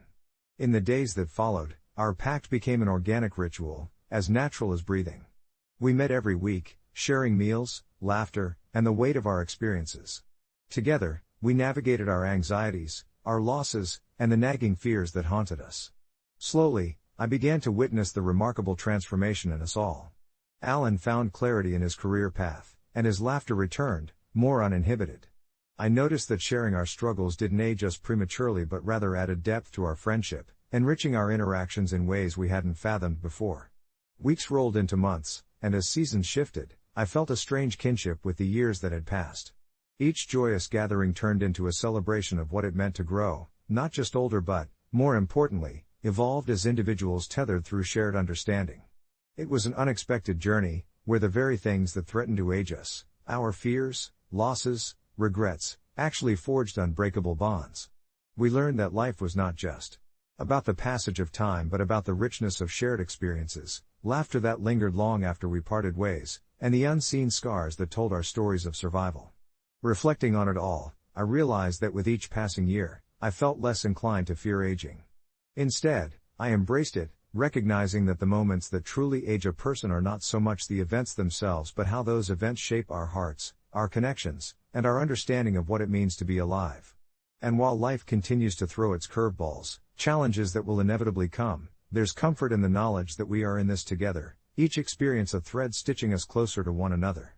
Months later, at another gathering meant to mark a cathartic year, Alan raised his glass, eyes sparkling with a fierce joy. "Here's to moving forward, to aging together," he proclaimed, a toast that resonated deeply within me. And I lifted my glass, not just to the friendships we had rekindled or the trials we had faced but to the beautiful realization that aging is but another chapter of living authentically, with cherished companions beside us. In the warmth of that moment, I also felt a silent promise to myself, never to take for granted the people who grace my life with their authenticity, influencing me more profoundly than the relentless march of time ever could. So, here's to the inevitable changes that life presents, always met with open arms and willing hearts, redefining the very essence of what it means to truly grow. And perhaps that's the greatest victory of all. Aging is not a solitary endeavor but a collective undertaking, a journey worth embarking on together. When I received the news that my older sister, Claire, had to move back in with our parents, something deep inside me told me that my life was about to change in ways I couldn't fathom at the moment. I'm Emma, the youngest of three, and my relationship with Claire has always been a rocky one. Sure, we had shared laughter and tears growing up, but there was something about her larger-than-life persona that often overshadowed my quieter, more reserved disposition. I had built a life for myself, a snug little apartment in the heart of the city with a decent job that allowed me to pay my bills while still enjoying a few luxuries here and there. So when my parents called with concern edging their voices, explaining that Claire had been laid off and needed a place to stay temporarily, I felt a familiar tightness in my chest. They explained how Claire would contribute financially to the household, which seemed reasonable on the surface, but as the weeks passed, it became disappointingly clear that this was not going to be a temporary arrangement. The first indication of the shift came one afternoon when I casually visited my parents. Walking through the familiar doorway, I was immediately engulfed in a whirl of mismatched furniture and the uniquely cluttered chaos of their living room. It felt different now. Claire had rearranged the space, filling it with scattered boxes, remnants of her previous life. She greeted me with the same beaming smile, but I could sense an underlying tension, a whisper of irritation hanging in the air like an uninvited guest. We exchanged pleasantries that felt stilted and awkward, and it quickly became apparent that her presence was overshadowing mine. It didn't take long for her to bring up the topic of finances, how my parents were struggling to keep up with their mortgage payments while trying to help her get back on her feet. It was a tough conversation that had me feeling cornered, like they expected me to take action. I found myself drowning in guilt, torn between helping my family and maintaining my own sense of independence.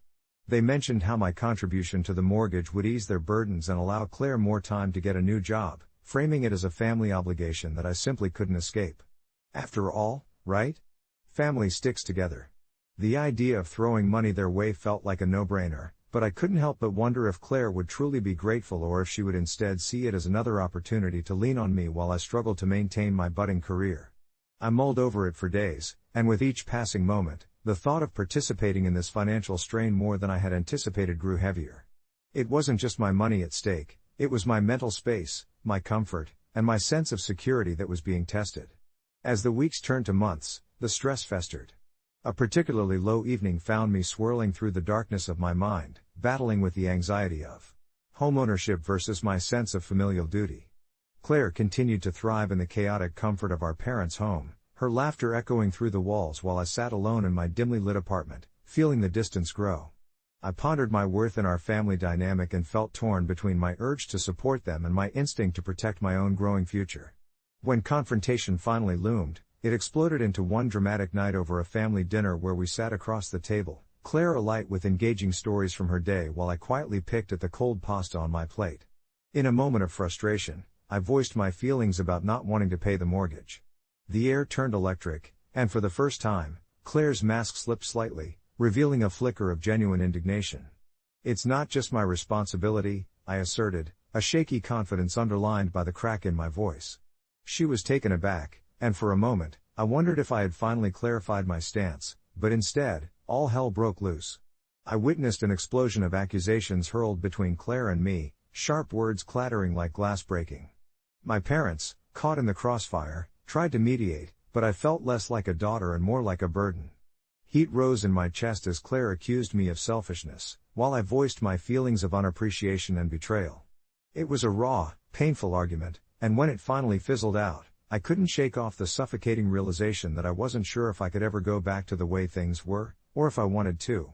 I excused myself that night, feeling more isolated than ever, and upon returning to my apartment, I fell into a deep, restless sleep, punctuated with dreams of family betrayals and financial obligations that loomed over me like dark clouds. Days blended into weeks until I finally decided to distance myself from the toxic cycle of guilt and anger. I started to think critically about my own wants and needs. I drafted a letter to my parents, outlining my decision not to contribute to the mortgage, hoping it would provide clarity for all of us. It was written with a tense love, filled with the emotional depth of someone who desperately wanted to reconnect but felt trapped by the dynamic set years ago. I explained that I loved them all dearly, but I could no longer sacrifice my own stability for their peace. The letters found their way to my parents, and although the response wasn't immediately warm, my parents at least acknowledged my courage to stand my ground. Claire, however, took it harder than I expected. Her phone call that followed was rife with anger and misunderstanding, yet I felt something shift. Instead of clashing, I allowed her to express herself while I calmly responded, and to my surprise, her tone softened. Weeks turned to months. Though our relationship didn't magically mend, it did begin to evolve towards something more honest. Claire ultimately found a new job that stabilized her income, and while it took time, we began to rebuild the bridge our family needed. I learned that sometimes, a stand for myself did not stem from selfishness but from a place of deep self-respect. That unanticipated reflection taught me the art of balance, how love can coexist with boundaries. And while the discussion of finances still hung in the air like a specter, our family unit began to resonate with a different tone, a more supportive, understanding one. I shared this story with a friend as we laughed about the ridiculousness of our familial dynamics. And the strangest thing happened. Claire popped into my thoughts, reminding me that, sometimes, the way you navigate conflict can redefine relationships, even if it feels contentious at first. As I lay in bed that night, the shadows of previous conflicts melted into the hush of my room, and I reveled in the soft glow of acceptance I felt. Maybe, in facing the storm together, we had each become stronger, more resilient. I would continue to carve my own path and embrace the complexity of love with boundaries, wrapped in the possibility of new beginnings and stronger ties. So, was I the asshole? Maybe, for a moment, but that moment helped safeguard my heart and nurture a family connection that was worth every ounce of struggle. As days turned into weeks, the dynamics at home shifted like the ebb and flow of the ocean tides, and I could feel the undertow of change swirling around me. My sister's presence had transformed the atmosphere. The house was no longer just a shell echoing with silent resentments and unspoken words but was now filled with laughter, late-night conversations, and the occasional argument over whose turn it was to take out the trash. I caught myself glancing at her when I thought she wasn't watching, noticing the way she'd laugh at her own silly jokes or how her eyes would shimmer when she spoke about her work. I felt a flicker of warmth, the kind I hadn't allowed myself to embrace in years. I wondered if this was the unfamiliar sound of healing, an orchestra assembling after decades of discordant notes, each of us tentatively racing our instruments to join the symphony. Yet, beneath this newly woven tapestry lay a knot of tension that refused to loosen. The impending reality of our parents' financial situation loomed over us like dark clouds on the horizon. They had worked tirelessly to keep a roof over our heads, sacrificing much for a sense of security that now seemed delicate. I couldn't shake off the guilt swirling in my gut, an insistent reminder that my own independence had inadvertently contributed to the distance growing between my family and our responsibilities. We were all learning to navigate these choppy waters together, bound by a shared sense of duty, but the question echoed in my mind, was I responsible for saving us from drowning? One crisp autumn evening, as the sun began to dip below the trees, painting the sky in rich oranges and purples, I took a walk to gather my thoughts. I needed clarity. I found myself wandering to the coffee shop down the street, a cozy little place filled with the aroma of freshly brewed beans and the soft hum of conversations that somehow made my worries feel lighter. As I sipped my cappuccino, I overheard a couple discussing their struggles with family dynamics, and it struck me how universal our experiences were. That was when I realized I wasn't alone, that this shared pain, this negotiation of love and obligation, resonated beyond the walls of our family. When I returned home, a darkness was hanging in the air. My parents had decided to have the talk about their mortgage again. As they gathered us around the dining room table, I could see the worry etched into their faces, lines deepening like cracks in a porcelain vase, beautiful but fragile. They explained how the financial burden had grown heavier since my sister had moved in, how they had hoped the extra help would ease their situation but instead it felt like an anchor dragging us all down. I could feel my heart racing, the old defenses rising up like walls starting to thicken around me again. I didn't want to fight, I wanted to connect, but the words seemed to stick in my throat. Finally, I spoke up, my voice steady but soft. What if we came together to plan this out? I want to help. The room fell silent, each of us in our thoughts, the tension a thick, almost tangible fog. My sister's eyes lit up, and for a moment, the lightness from the coffee shop danced back into the room.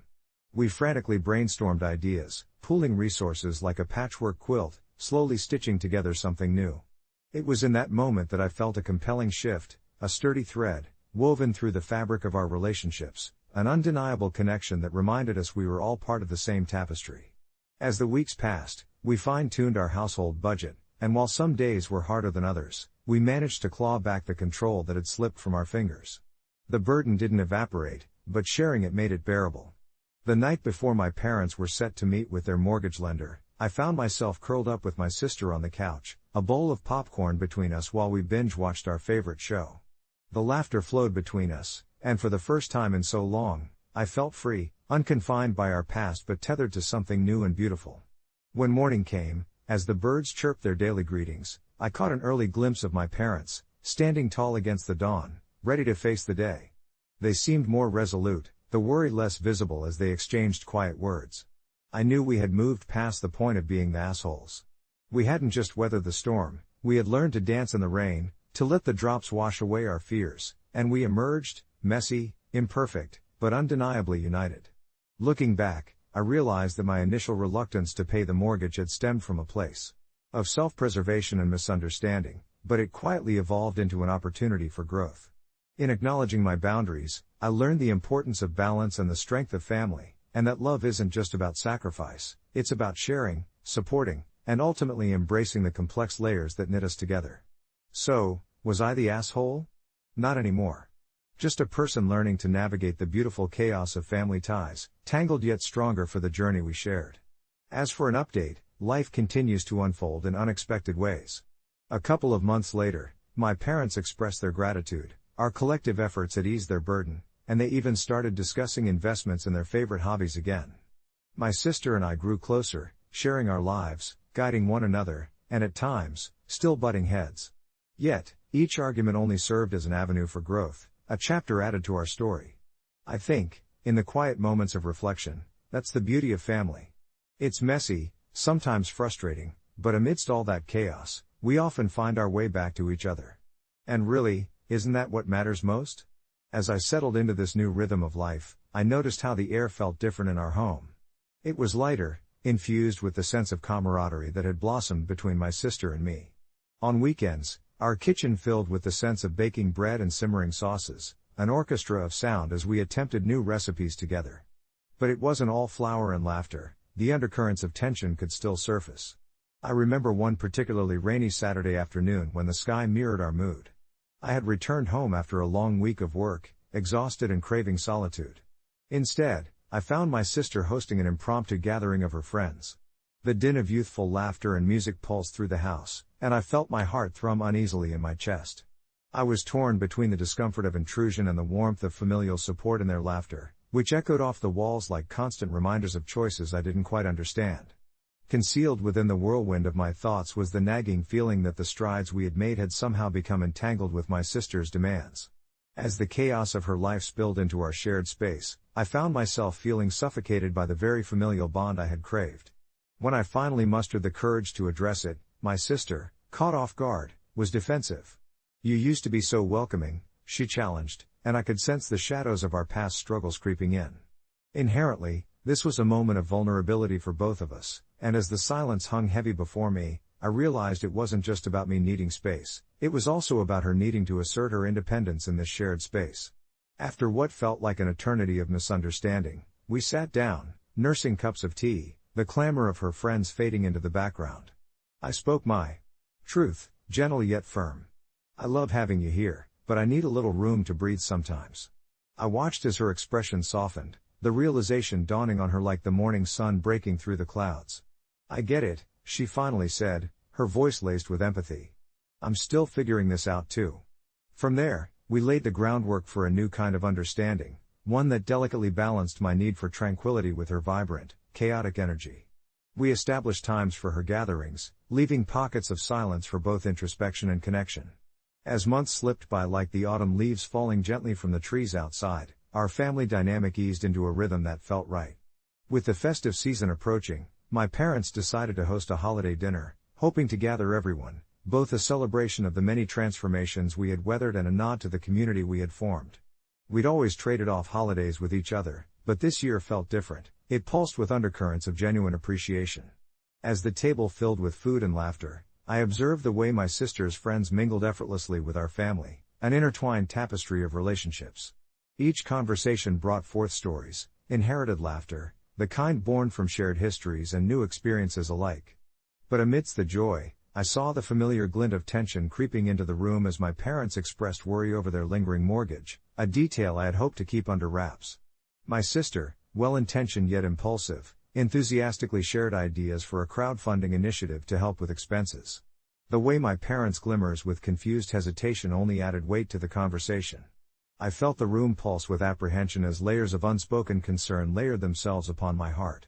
Stepping in, I breathed deeply, drawing from the wisdom that had built itself over months of navigating rough waters together. "Let's talk this through as a family," I suggested, knowing we could find common ground. We always had. The discussion that followed was cathartic and revealing, each family member presenting their views, fears woven seamlessly into a tapestry of resolution. Finally, we reached an understanding that eased all our hearts, an agreement to pool resources into a family fund that would alleviate some stress while allowing my parents to invest in their passions. It opened the door to a more significant discussion about finances, futures, and the shared desire to support one another. Sitting around that holiday table, the glows of fairy lights expertly littering the room flickered, mirroring the warmth in our hearts. I understood, in that moment, reassurance and growth can coexist, just as laughter and arguments can. Our journey had only begun to blossom, intricate and beautiful, revealing itself as we paid attention and cared for one another, an ever-evolving chapter filled with love. It was a moment of profound truth for me. Maybe, in allowing ourselves to be vulnerable and honest, in navigating the messy underbelly of family life, we had built something sturdier than any foundation of separate lives. We had stitched a quilt of resilience, forever learning, forever growing, bound not by blood, but by our commitment to each other. It was a standard Friday night at our house, and the air was thick with the smell of freshly baked brownies and popcorn that I had just finished tossing in the air fryer. As the matriarch of my family and an ever-dedicated team mom for my daughter's softball squad, I thought I was hitting all the right notes. We had a sleepover planned for the girls after practice, a popular tradition that usually saw kids raiding our pantry for snacks until someone inevitably flops into a sugar coma.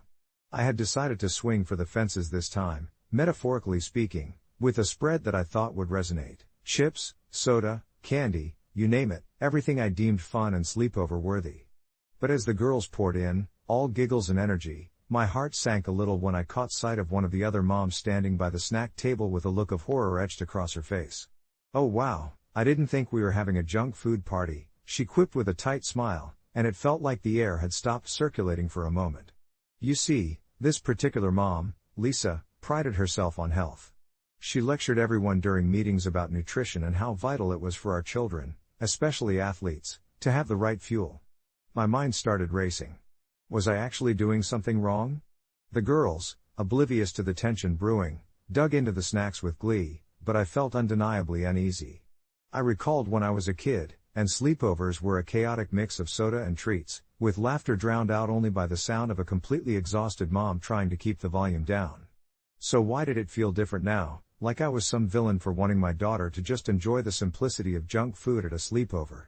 As Lisa continued to sip on her herbal tea and lecture the other moms who didn't seem too worried, my anxiety turned into a defensive flare-up, and I could feel myself brimming with irritation. I finally blurted out something like, "It's just one night, and they deserve to have fun." But instantly regretted it when Lisa gave me that classic "I'm disappointed" look.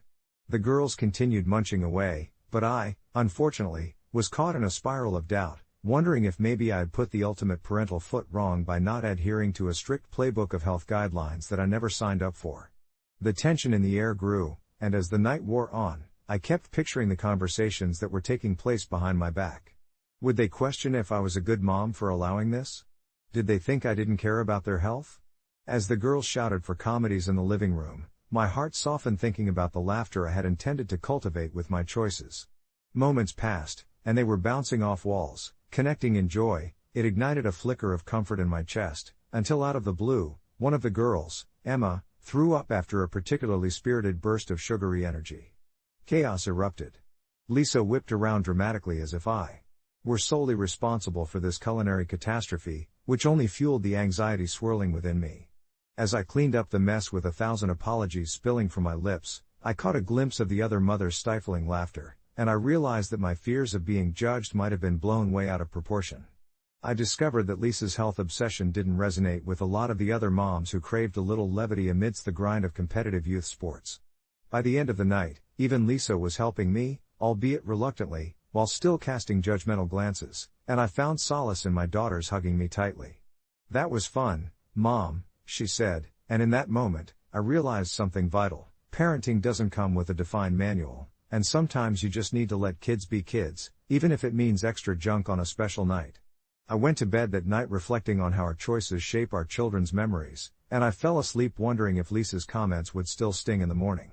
In the weeks that followed, I did have conversations with other parents that highlighted varying opinions about nutrition and fun, and while a few still sided with Lisa, many came to my defense, sharing that they, too, remember the sheer joy of junk food and chaos from their own childhoods. I found a cool balance moving forward, incorporating a mix of healthier snacks into the mix while preserving those nostalgic treats, and reminded myself that while we all want the best for our kids, fun and freedom have their own essential place in growing up.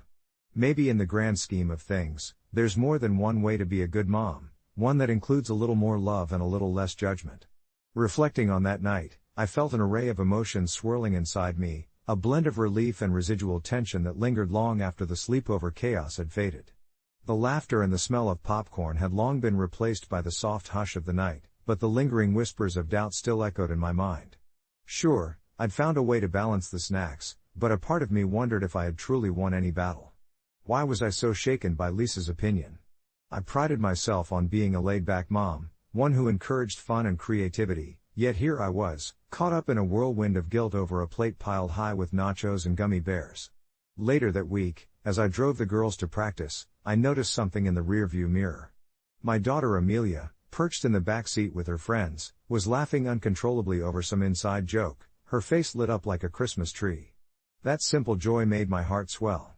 In that moment, I realized I was the architect of those giggly memories. I had chosen to let them have that vibrant night, embracing the wild spirit of childhood.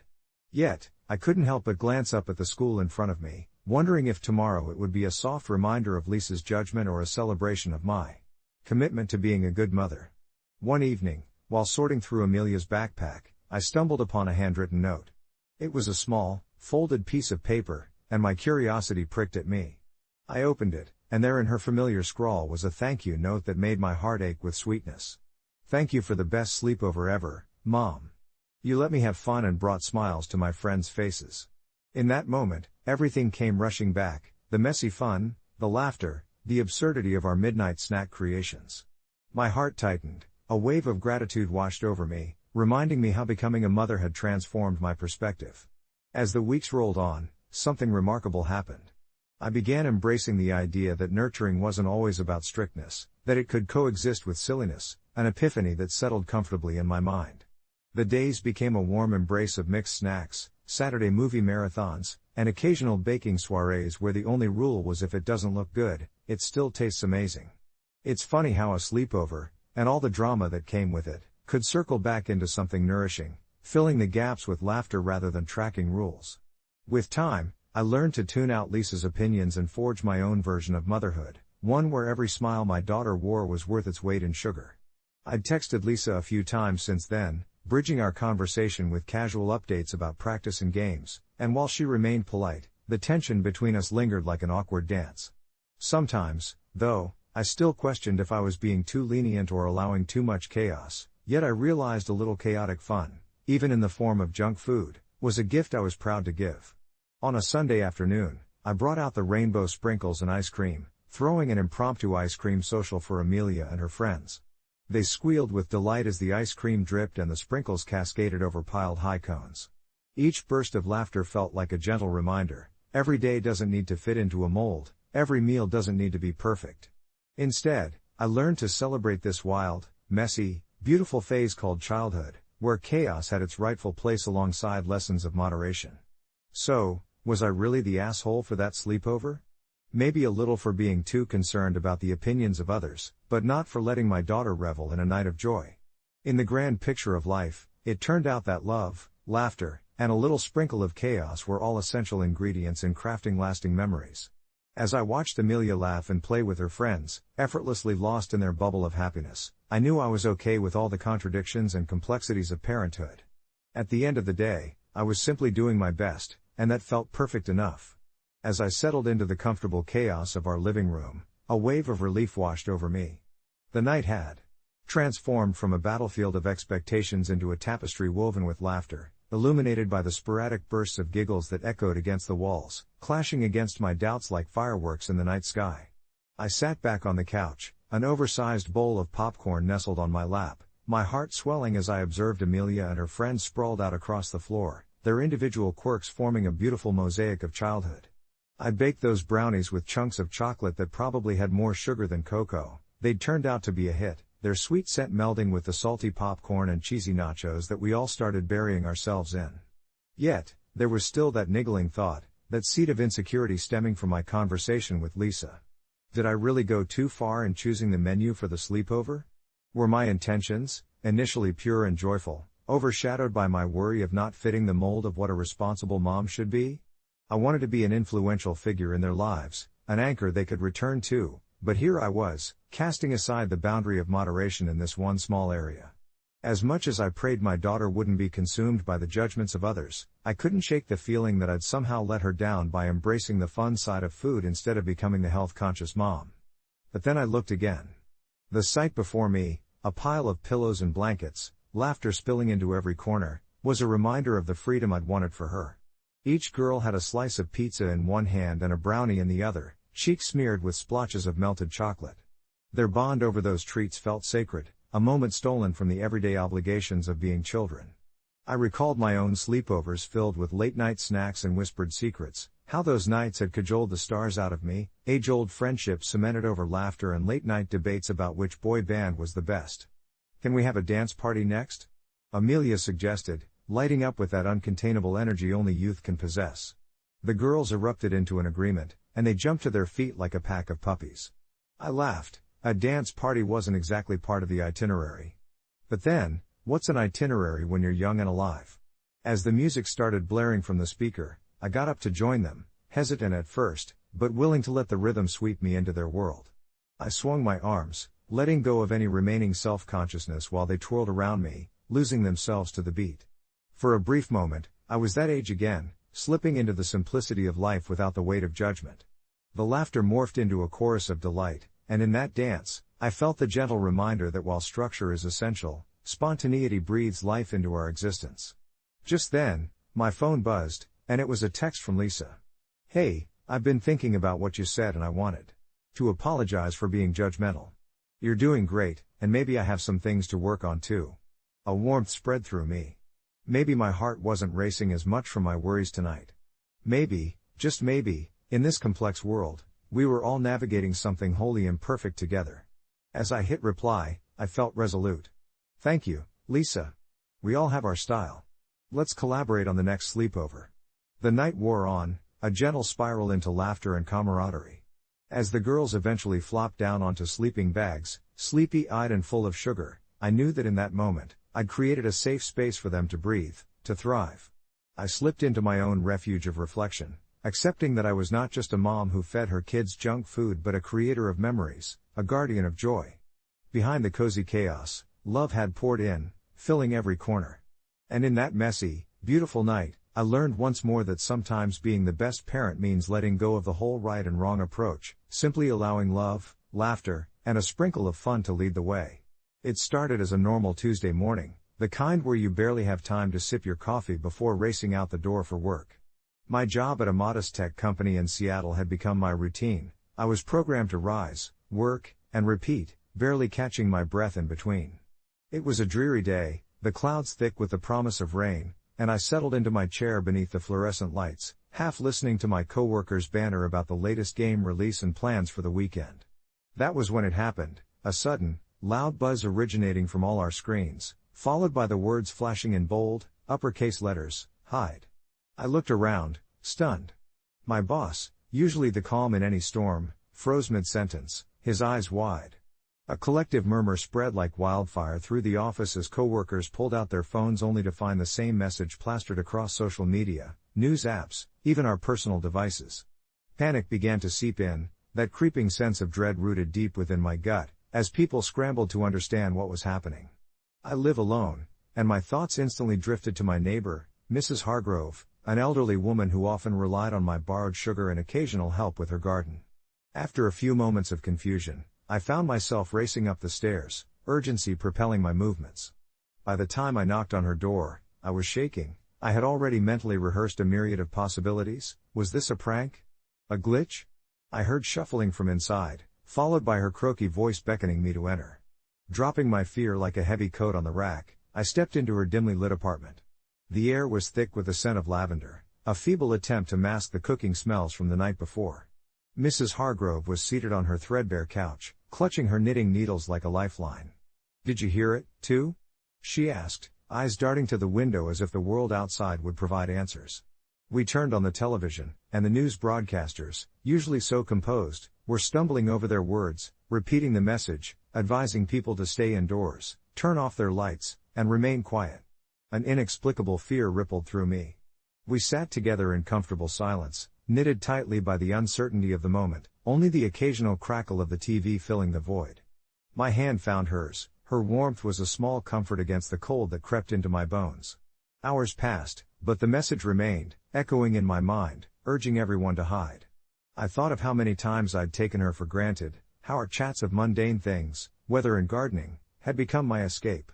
We were two souls lost in an inexplicable moment, clinging to each other for reassurance even as her fear morphed into something deeper. As the sun began to set, shrouding the room in shadows, my phone buzzed insistently, notifications continued to pile up. I glanced at the screen. To my astonishment, the message had changed. It now read, "Doubt leads to vulnerability. Remain silent." With a chill, I looked at Mrs. Hargrove, whose hand was now tightening around mine, her eyes wide. "What does it mean?" I whispered, the question heavy with unsaid fears. She merely shrugged, her gaze flickering towards the flickering television, now filled with static. Then, just as quickly as the chaos had begun, it was gone. The screens turned blank, the world outside returned to its untroubled state, yet we sat, entangled in each other's worry, stunned silence stretching between us like an unbridgeable chasm. The next morning brought no clarity, we had not slept a wink, the tension of those hours weighing on our hearts like lead. As we emerged from our hiding, both bewildered and exhausted, I found the streets oddly sterile, the people moving through their routines with a peculiar detachment, almost as if they'd decided together to forget that one insidious message. My mind raced back to the uncertainty of that night, and a secret buried deep within me began to unfurl. The event had acted like a mirror, reflecting my own hidden fears, not for my life but for the connections I had taken so lightly. Mrs. Hargrove and I soon became inseparable. Our shared experience forged an unspoken pact, binding us together in our quiet sanctuary. As mundane as the days turned, I never went a day without checking in, ensuring she was well. It seemed that, in those moments of fear, I had found something truly precious, a friendship built from vulnerability, long evenings spent sipping tea and knitting, exchanging stories that reminded me of the beauty hidden within the everyday. And every now and then, when the shadows started closing in and the world felt too loud, I'd catch myself glancing at the windows, half wondering if the screens would ignite again, awakening the part of us that we'd left behind. Months passed, and just as I began to feel entirely at home in my newfound reality, I received a notification on my phone one evening, a message from somewhere unknown. Scrolling past the usual mundane alerts, my heart raced as my eyes locked onto the words flickering across the screen, "It's not over." In that moment, the cozy blanket of comfort that had enveloped my days peeled away, exposing me to the chill of uncertainty once more, and the thought echoed in my mind, what exactly was lurking in the shadows, waiting for another opportunity to strike? Now, it wasn't the screens I feared. It was my own heart, wondering if it had been bold enough to open itself up once again or if the next message would tell me to hide, again. The days that followed were punctuated by a strange mixture of paranoia and nostalgia. I often found myself staring at my phone, waiting for another message to flicker across my screen, as if it would somehow provide clarity in the whirlwind of confusion that had engulfed my thoughts. The sense of foreboding clung to me like a ghost, whispering reminders of the darkness that had nearly consumed me before, a darkness I thought I'd escaped. I had opened up to my closest friend, Lily, a few months back about my struggles, how a year-long battle with anxiety had left me feeling shackled within my own mind. It was thrilling to finally share my burden, yet with every confession, I felt that I'd pushed her away, entangling her in my turmoil. She would often tell me it was brave to be vulnerable, yet my heart ached for the distance I imagined between us. Those late-night conversations over steaming cups of chamomile did fill the cracks in my soul, yet as dread seeped in again, I wondered if any breakthrough was truly positive. The messages hadn't just stirred fear, they unearthed old wounds, like a physician ripping off a bandage that had long since bonded with skin, leaving the tender flesh exposed and raw. Whenever Lily would check in, Her texts were laced with a delicate balance of concern and cheerfulness that made my heart ache for the carefree days we once shared. Deep down, I wondered if I could muster the courage to tell her how the recent turn of events had reopened those emotions, and in a way, placed a wedge between us, a wedge invisible to her but painfully evident to me. One evening, just as the sky turned from a pale blue to a soft bruised purple, I found myself scrolling through old photos to stave off the rising anxiety. Images of laughter and impromptu adventures formed a tapestry of trust that felt almost foreign now. I stumbled upon a snapshot of us at the beach, Lily with her wild curls dancing in the wind, her laughter ringing like a melody that I could still hear faintly in the air. It was beautiful, and it temporarily dulled the chaotic thoughts racing in my mind. Yet, a sudden ping from my phone yanked me back to reality, and I instinctively glanced down to see that the ominous message had reappeared, just like it had before: hide. My breath hitched in my throat, and I felt a cold sweat prickle along my skin. In that moment, it wasn't the words that chilled me, it was the implication that whatever was sending these messages had returned, and this time, it was looking for more than just my attention. Feeling desperate, I called Lily, my heart pounding with a blend of dread and hope. "Is everything okay?" she asked, her voice a soft balm to my frayed nerves. I hesitated, the familiar anxiety clawing its way back, but I could feel her unwavering concern wrapping around me like a safety net. "No, it isn't," I finally admitted. And as I spilled my soul, describing the messages and the weight of my fear, a part of me feared she'd brush it off, that she'd think I was being melodramatic. Instead, she listened, unwavering. After a long silence, Lily replied softly, "We'll figure this out together. You're not alone in this."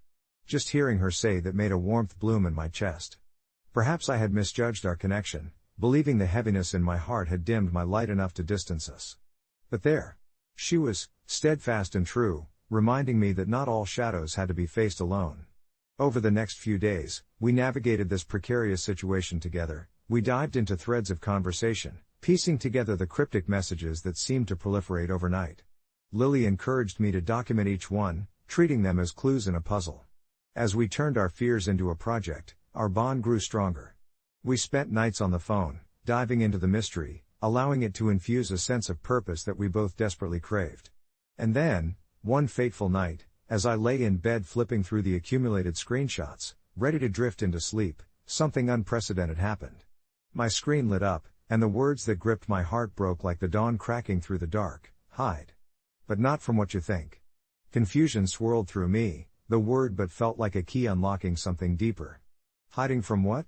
Suddenly the messages felt less like threats and more like a guiding hand, steering me towards something unknown.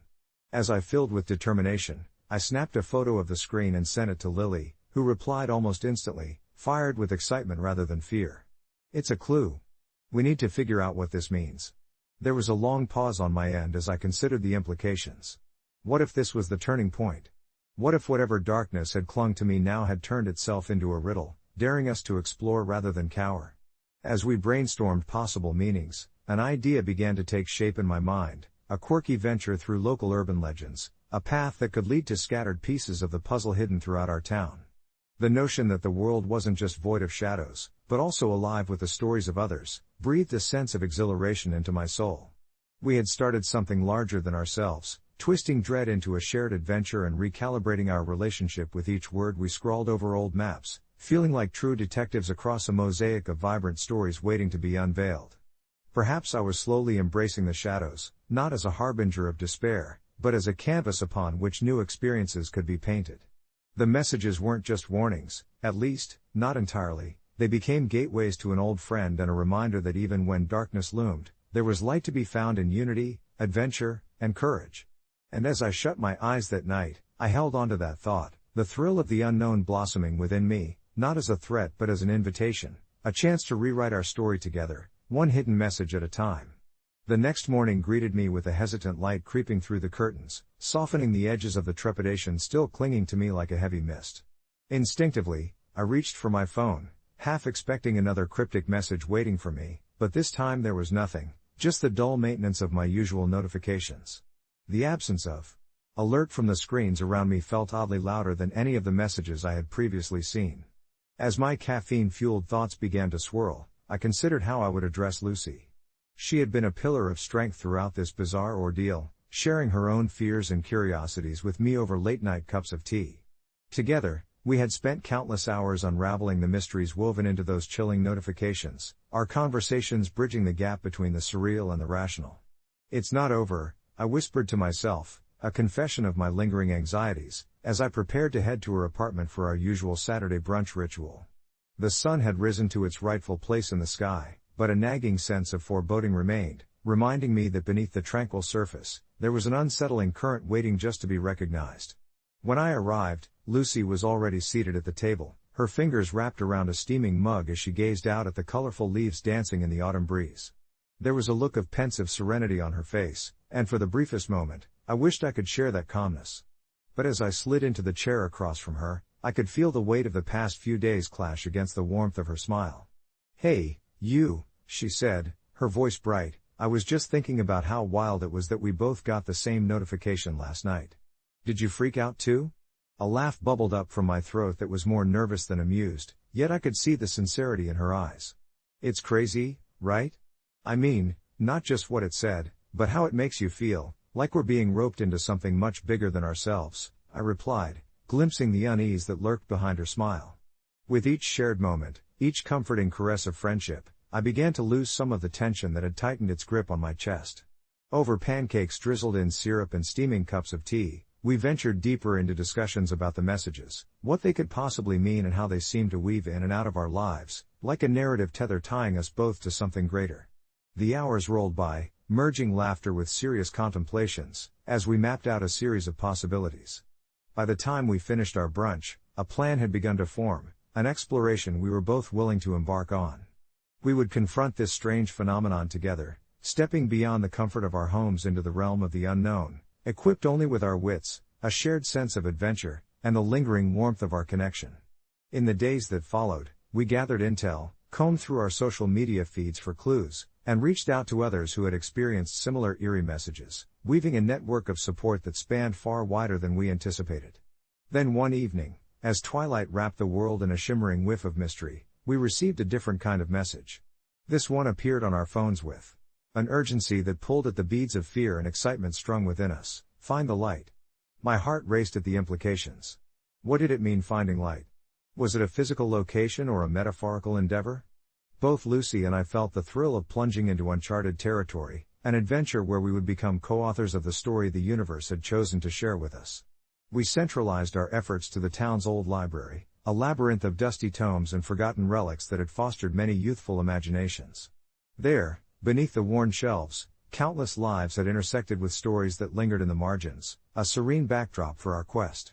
I wandered into the musty aisles brimming with nostalgia, trying to interpret the message as I climbed the well-worn wooden stepladder toward a collection of novels hidden high above the lesser-explored stacks.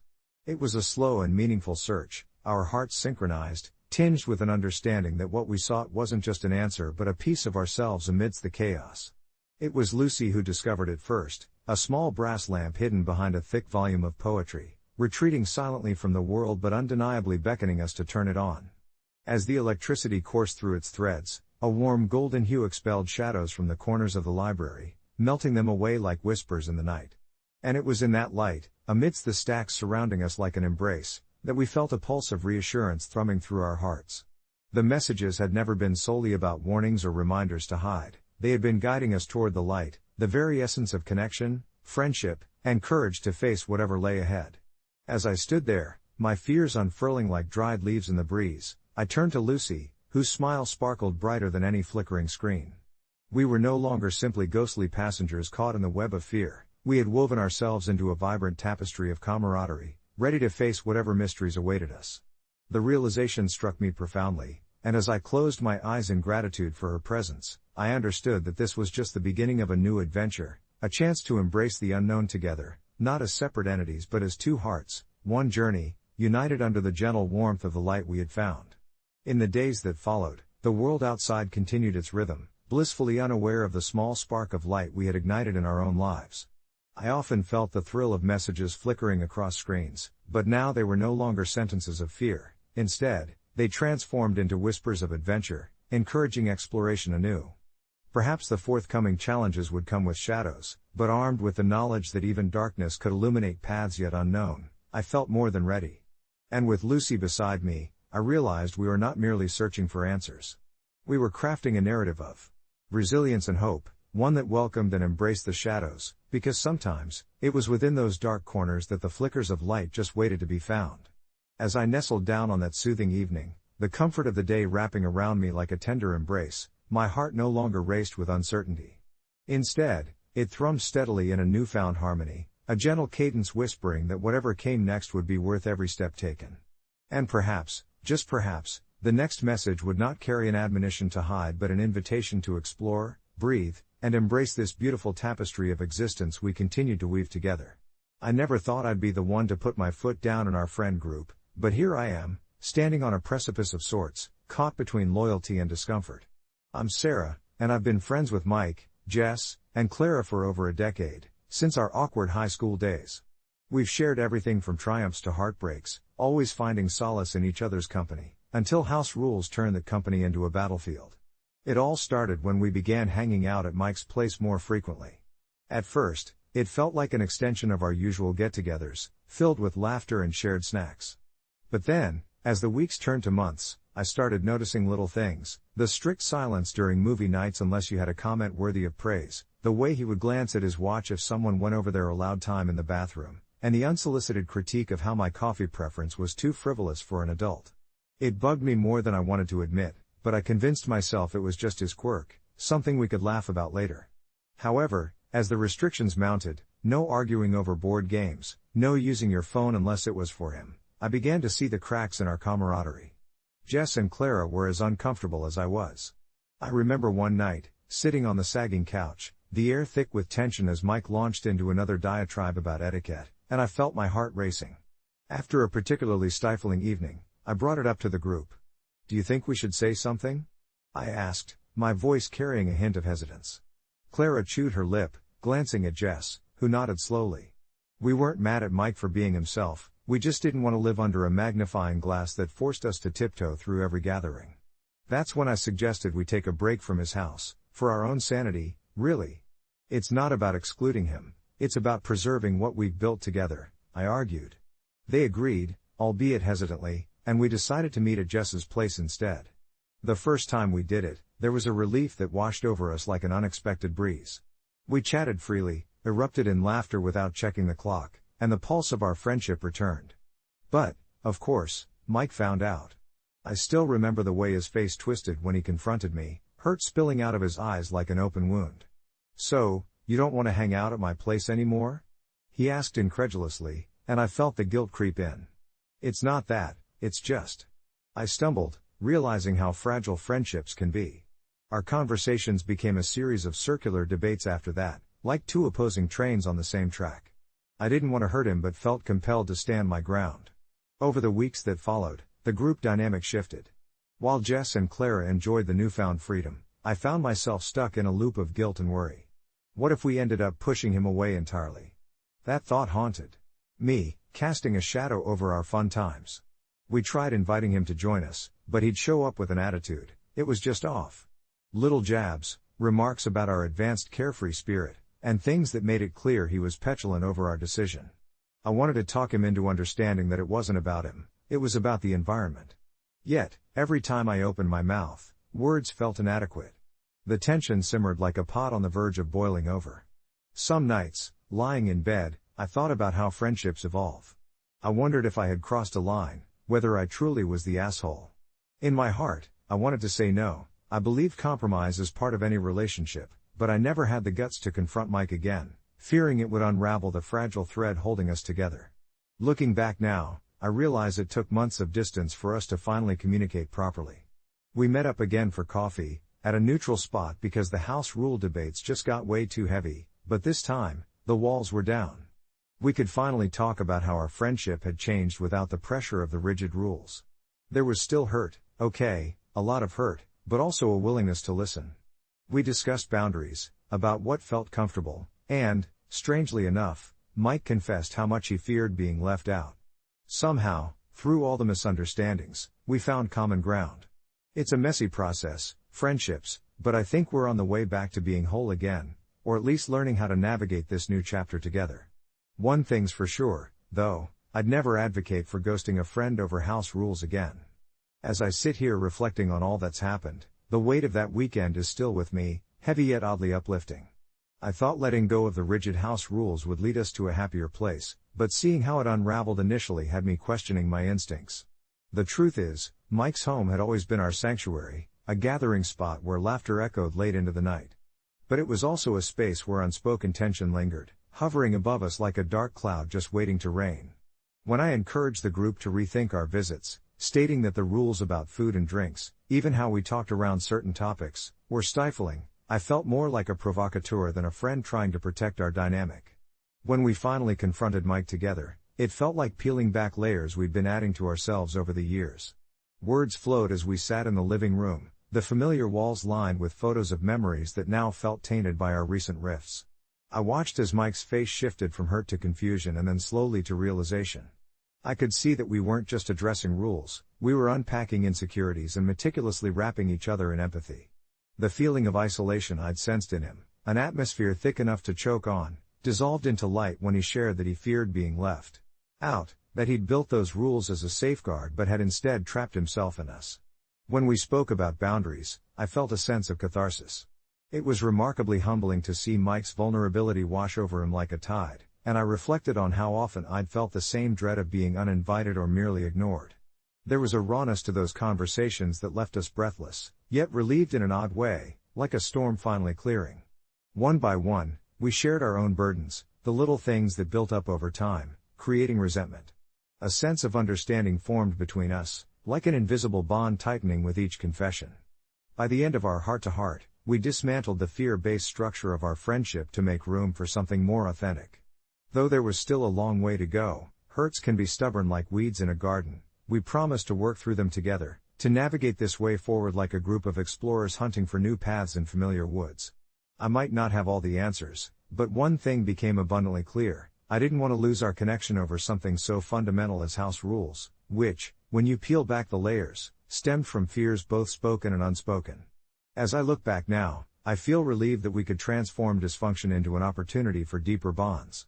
It reminded me that friendships are messy, yes, but they're ours to cultivate. I learned that conversation is the best fertilizer we could provide, nurturing dialogue until we were finally comfortable sitting together in silence again, knowing we'd chosen each other, rules or no rules. Life has a way of teaching lessons when you least expect it. Beyond the surface issues, we unearth deeper truths about ourselves and one another that I think will keep us anchored through whatever storms lie ahead. As I look back now, I feel relieved that we could transform dysfunction into an opportunity for deeper bonds. It reminded me that friendships are messy, yes, but they're ours to cultivate. I learned that conversation is the best fertilizer we could provide, nurturing dialogue until we were finally comfortable sitting together in silence again, knowing we'd chosen each other, rules or no rules. Life has a way of teaching lessons when you least expect it. Beyond the surface issues, we unearth deeper truths about ourselves and one another that I think will keep us anchored through whatever storms lie ahead. One evening, as we gathered at the park, the sun dipping low behind the trees, casting golden rays over our small assembly of blankets and snacks, I could hear their laughter, a sound that had felt distant for so long. There was a lightness in the air, a tangible ease, and for a moment, I let myself be fully present, breathing it all in. As we passed around a shared bowl of popcorn, Mike looked around and broke the comfortable silence.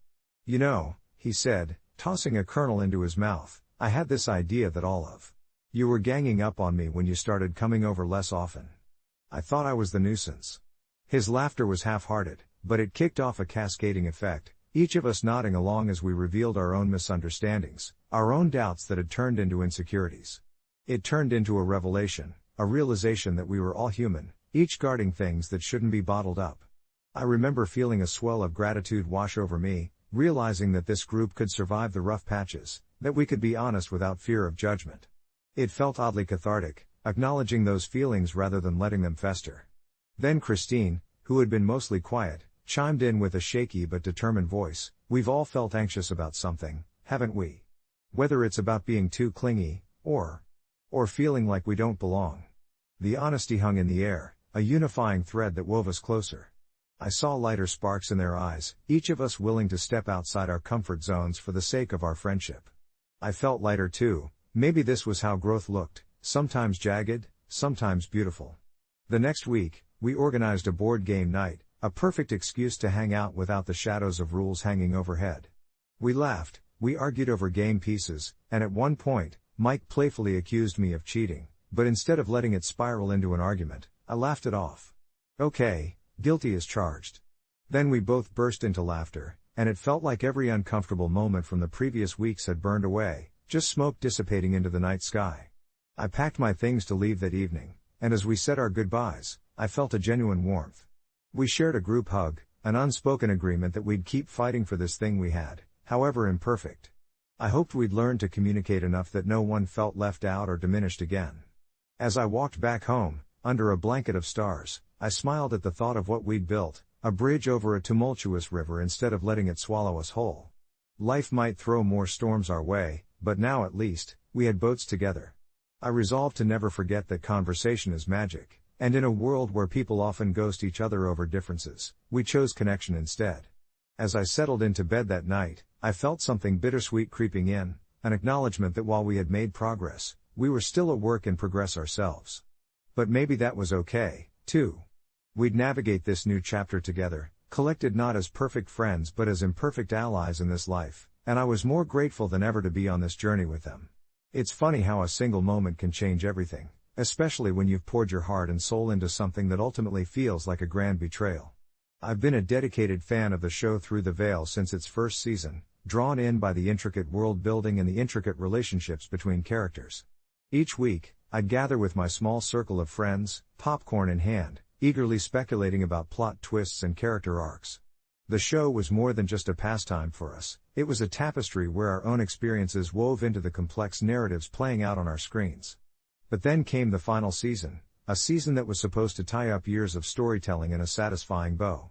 Instead, it felt like the showrunners had taken a megaphone to our cherished theories and shouted, "We don't care." I still remember the day the finale aired, a mix of excitement and dread swelling in my chest. As the hours approached, I could feel the electricity running through our group chat, with everyone sharing their thoughts, their hopes for the characters they had come to love as much as old friends. However, as the credits rolled on what was supposed to be our grand finale, I sat in stunned silence, my friends too, eyes wide. The plot had twisted in the most bewilderingly unsatisfactory manner, characters acted entirely out of character, beloved story arcs were abandoned, and the core relationships that had developed over several seasons were discarded like yesterday's news. It felt personal, like the creators had flipped the bird to all the fans who had invested emotionally and financially in the series. I spent that entire night tossing and turning in bed, the disappointment gnawing at me.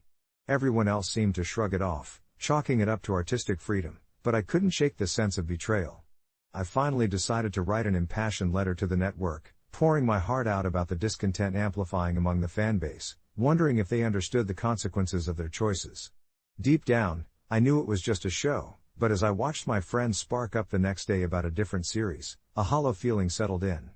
I had hoped that my voice could spark some change, or at least get a response, but instead, I got silence, and I felt simultaneously mature and ridiculous for having staked a part of my identity on a fictional narrative. The punch to the gut feeling persisted for weeks. One evening, I found myself at a local cafe tucked away from the world, nursing a cup of herbal tea, when I overheard two baristas discussing their own feelings about the episode. They were joking about how they had been let down, but their banter soon spiraled into what those characters could have done differently. I felt an unfamiliar camaraderie. Leaning over, I pitched in with my own thoughts, and soon the conversation grew like wildfire, echoing our group's frustration but freeing me from my solitude. People I had never met were validating my feelings, and it struck me that perhaps I wasn't alone in my disillusionment with the show. I posted on a fan forum, seeking a space to air my grief, and found a chorus of voices just as disappointed. We shared theories that could have salvaged it all, and gradually, the weight of disappointment began to lift as we created our own alternate endings. It became therapeutic. Instead of focusing on the betrayal, we forged new paths for the characters and laughed together about the absurdity of it all. Each day brought fresh creativity, a collection of plot lines that would ironically remind us why we loved the show in the first place. In the end, though Through the Veil stumbled, a community emerged, stronger than any one individual, allowing us all to heal and find joy elsewhere. Reflecting on that time, I realized that sometimes the biggest middle finger to fans is just an opportunity, a prompt to explore why those stories mattered so much and to create new worlds together in their absence. Update: A few months later, I was authentically surprised when the showrunners announced they'd be revisiting the series with a special episode based on fan submissions. My heart raced, the mixture of hope and skepticism washing over me, but this time, I approached it differently. Whatever dark corner the show might lead me down, I could, at least, revel in my creative escape. As I settled into my dimly lit living room, clutching a steaming mug of chamomile tea, I could feel a blend of excitement and trepidation coursing through me. After the initial uproar and disappointment regarding the show's abrupt end, the announcement of a special episode rekindled a flicker of the passion I once felt for the characters I had followed through thick and thin. The past months had seen me diving headfirst into fan fiction, sketching scenes, and reconstructing plots that breathed new life into the narrative universe. Each late-night writing session became a refuge, a place where my frustrations transformed into vibrant tales colored with hope and nostalgia. However, the thought of the showrunners finally acknowledging their fanbase left me second-guessing my feelings. Would they genuinely listen to the voices of those who felt overlooked, or would this be another misstep, a tempting distraction that carried the same bitter aftertaste? The day arrived when we were told to submit our ideas, and the excitement spiraled into a backdrop of anxiety. I poured out my heart into a story that melded my favorite plot lines, reuniting characters who, in my mind, deserved a second chance, a reunion that carried the weight of unfulfilled promises. I let minutiae roll off my fingers, building landscapes of gripping emotion and unraveling paths that had left me bewildered. The submission deadline passed like a soothing lullaby, and as I waited, I absorbed every drop of hope and doubt that floated into my thoughts. Days blended together, every ping of my phone sent my heart racing, yet returned only updates from friends speculating about the direction of the episode. Months flew by, and at moments I found myself buried under blankets and memories, ruminating about how I might feel when the episode finally aired. Would my favorite characters retain their essence, or would they fall victim to the very fickleness of storytelling I had tried to escape? The day of the premiere arrived like a potent storm, electric and surreal. I paused for a moment at the entrance of my living room, feeling the weight of nostalgia pressing against my chest. I switched on the television, and the familiar theme song echoed, a haunting reminder of what once captivated me. As I watched, the screen danced with images I had hoped for, my submissions were woven like threads into an intricate tapestry, and I felt immersed in the warmth of a familiar hug. In a peculiar yet satisfying turn, they blended fans' narratives seamlessly with their own, elevating the original story while paying homage to what sparked the love in the first place. Each twist, every dialogue sparked joy within me, igniting childhood dreams that lingered just beneath the surface. In true storytelling fashion, the creators took risks that felt authentic, where humor intertwined with heartbreaking moments.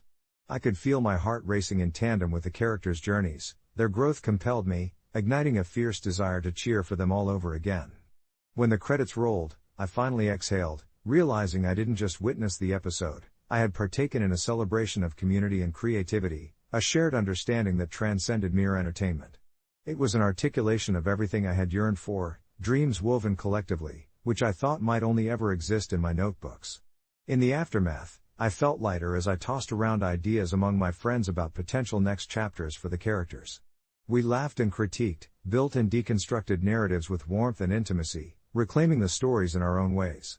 The series, which once felt like a betrayal, transformed into a collaborative playground, each suggestion revealing connections that knitted us closer together. As the days turned into weeks, I embraced those feelings of nostalgia without the suffocating grip of bitterness. Instead, I chose to revel in the journey. Looking back on everything, I realized how a supposed middle finger from creators spawned a rich exploration of passion, friendship, and creativity in reclaiming something profoundly shared. I realized, too, that sometimes the stories we hold dear can slip through our fingers, but are never truly lost. They morph into something new, vibrant, and alive, waiting for us to dive back in, ink new tales on blank pages, and create together, like we did. And with that realization, the darkness that once clouded my vision faded, offering a glimpse of endless possibility. Perhaps we are the architects of our stories, even if they're borrowed from the flicker of a screen or the ink of another's pen. With that realization simmering in my heart, I dove into the fan submission process with a mixture of enthusiasm and trepidation. The online forum had become a whirlwind of creativity, buzzing with ideas that both thrilled and terrified me. I spent hours reading how others interpreted the beloved characters, the settings, and the overarching themes that had captivated us, trying to find that spark within myself while grappling with the weight of expectations. Each submission echoed the pads of 1,000 eager feet, pushing against the gates of our collective nostalgia, and I found myself swept up in the wave of brainstorming sessions with my friends. We would gather in my small apartment, the dim light of string lights casting playful shadows on our faces as we combed through our notes and storyboards. We laughed, cried, and sometimes argued over character arcs and plot twists, but at the end of the night, it didn't matter who was right or wrong. We were creating together, breathing life into the void left behind by the showrunners, who had so abruptly disregarded our efforts. Eventually, I decided to submit a story that centered around a character who had long been a point of contention in the series. Once hailed as the most compelling part of the narrative, her disappearance in the latter seasons left many fans disheartened. It felt like a betrayal to cast aside such a rich and vibrant character, and so I chose to give her a tale of resilience and rediscovery, one where she stumbled upon a forgotten part of the world that held echoes of her past adventures. I could see her standing atop a cliff, reminiscent of the courage she had always shown, gazing out upon a vast horizon. Crafting her journey led me to confront my own feelings of abandonment, to explore what it meant to be loyal to something that seemed to have moved on without us. Weeks passed in a flurry of submissions from fans across the globe, a tapestry woven from the threads of different imaginations. I kept checking the updates on the show's fan page, each announcement stoking the fires of anticipation and anxiety. Finally, the moment arrived, the day they would unveil the chosen fan submissions that would shape the special episode. I sat in my living room, surrounded by crumpled pages and used coffee cups, feeling as if the walls were tightening around me as I waited for the announcement. When the clock struck noon, chills crept up my spine, the live stream began to fill my screen, the familiar logo flashing before my eyes like an old friend I had almost forgotten.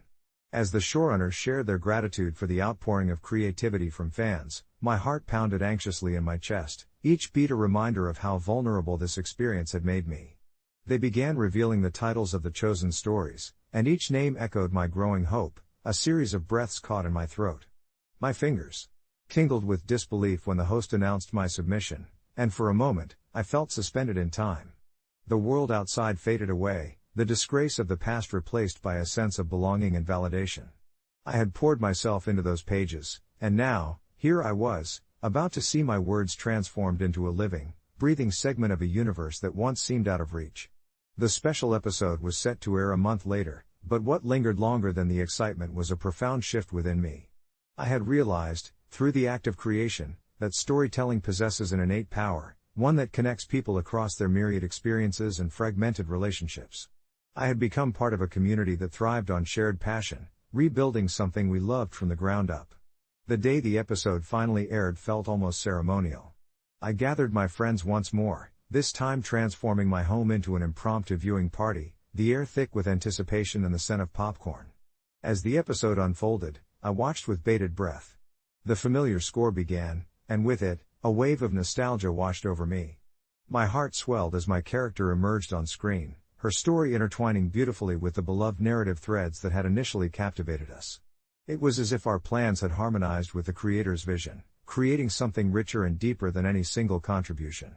I realized then that this moment wasn't about vindication, it was about reconciliation, not just with the creators, but with myself, my journey, and the stories I still carried within. And as I sat there, surrounded by laughter and joy streaming through every corner of my living room, it struck me that every ending leaves a space for new beginnings. The series had re-entered my life, not as a hollowed-out remnant of the past, but as a vibrant pulse that beat among us again. It was a gentle reminder that while stories may wane, their essence never truly fades. In our hands, they can always take flight once more. Update: in the weeks following the episode, an unexpected camaraderie blossomed between the fans, the showrunners, and even the actors who began to engage with us once more on social media. It felt invigorating to share in a collective appreciation, to dissect plot twists and character developments alongside those who once felt like strangers. The show had transformed into a collaborative creation, and, as someone who once felt on the outside, I finally felt at home. Together, we filled the void with renewed passion, with a promise that even when our favorite narratives twist unexpectedly, it's up to us to keep pouring our hearts into new stories, continuing the legacy of something we cherished. In the end, my biggest takeaway? That sometimes, the middle finger turns to a high five, and the stories we love are as much ours as they are the storytellers, ever evolving, ever bright. I still remember the night I got the call that changed everything. I was sprawled out on my couch, munching on cold pizza and trying to binge watch a series I had been neglecting. Suddenly, my phone buzzed with my brother Alex's name lighting up the screen, and I paused, shoving a slice aside to answer. He sounded frantic. His dog, Max, had swallowed a toy and was in serious trouble. The vet bills were going to be astronomical, and Alex, who always seemed to live paycheck to paycheck, was in panic mode. I could hear Max whimpering faintly in the background, but what struck me most was the desperation in Alex's voice. He said he'd do anything to save him. Then came the awkward but necessary reminder of the $7,000 I had received as a reimbursement for a recent trip, money that I had earmarked for a much-needed down payment on a car. That dream felt so close, and yet here was my brother, my only family, pleading for help. "I don't know what to do, I can't afford this, please, I'll pay you back," he begged, and I could practically hear Max's tiny heart racing in my imagination. I felt torn apart. I pictured myself in Alex's shoes, drowning in worry, and how helpless I'd feel without the means to help Max. But that money wasn't just meant for my car, it represented stability and independence. With my heart heavy, I said, "Okay, I'll help, but you have to promise to pay me back."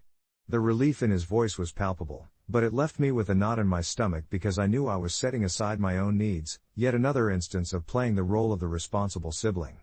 A month later, I received a text that Alex's vet bills had exceeded my original offer. The more I sat with this, the more my anxiety grew. I had scrimped and saved to take that trip and had budgeted every cent meticulously, only to consider forking it over to Alex without any clear path back to my own goals. When I pressed him for repayment guarantees, he just got defensive. "You don't understand, Claire. This is about saving a life." I was a mix of frustration and guilt, feeling like he was weaponizing Max's health against me. It didn't help that Max had surgery, he was doing better, but I was still financially adrift, and my own bills were piling up. I started to withdraw, hesitating to reach out to my brother, fearing he might expect more from me. Our conversations became strained, every message loaded with unspoken tension. I felt like a villain for wanting my financial security but also a fool for not stepping up more. AITA for not just giving this up? I want to support him, but how can I? I contemplated, sitting on the edge of a precursory decision, my emotions tangled up like a knot I couldn't quite untie. Every day felt like a weigh-in, balancing my love for my brother against my needs. I finally reached out, heart pounding, and we talked it out. He reiterated how grateful he was but made me realize he needed to own his responsibilities, too. In that moment of raw honesty, we both recognized that familial bonds shouldn't be measured in money. We found a way forward, adjusting his payments while developing new understandings of our roles. It's been a month since our conversation, and though Alex still hasn't fully paid me back, I can feel the shift in our dynamic. We're more communicative now, working together on building that sibling bond while slowly repairing our financial strains. I'm still working toward my car and letting go of that guilt that weighed so heavy on my shoulders. As for Max, he seems to be thriving, wagging his tail more than ever, and honestly, the sight of him bouncing around has been worth every unspent dollar. Life goes on, and so do we. I never thought that a dog could teach humans so much about resilience and love, but here we are. Sitting in my living room on a rainy Saturday morning, I watch Max sprawled out on the couch, belly up, legs splayed like he owns the place. His existence has brought this unexpected joy into our lives, a bright spot amid the turbulent waters we've been navigating. As I sip my coffee, I think back to where it all started, the phone call from Alex that threw our family finances into disarray. At first, it felt like a betrayal when he asked me for the money I had reimbursed for our trip. $7,000 was no small amount, especially when it had been earmarked for my car payments.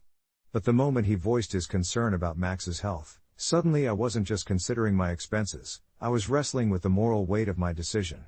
Was I being selfish for holding on to what was technically mine, even if it could help save a life? That hum of internal conflict lingered for days.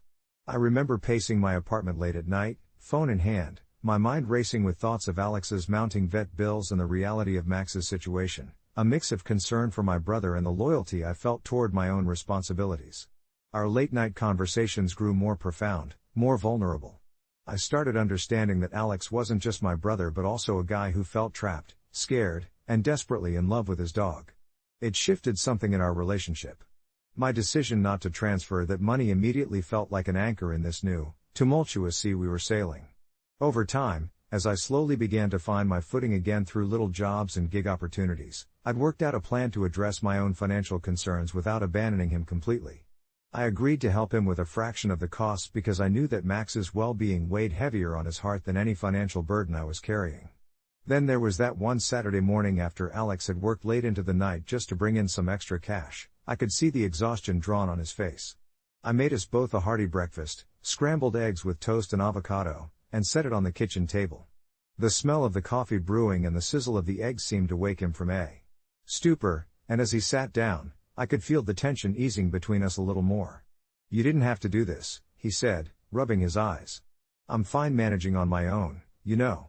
"Yeah, but I think we both need this," I replied, feeling the warmth of our moment. That morning felt different. As we shared stories about our childhood, about fights over whether we were going to eat cereal or a sandwich for dinner, that affectionate banter we held so dear, I noticed our walls were coming down. I could see how much he cared about Max, and I was easing into my own role of support rather than a reluctant benefactor. By now, it was clear that our relationship was morphing.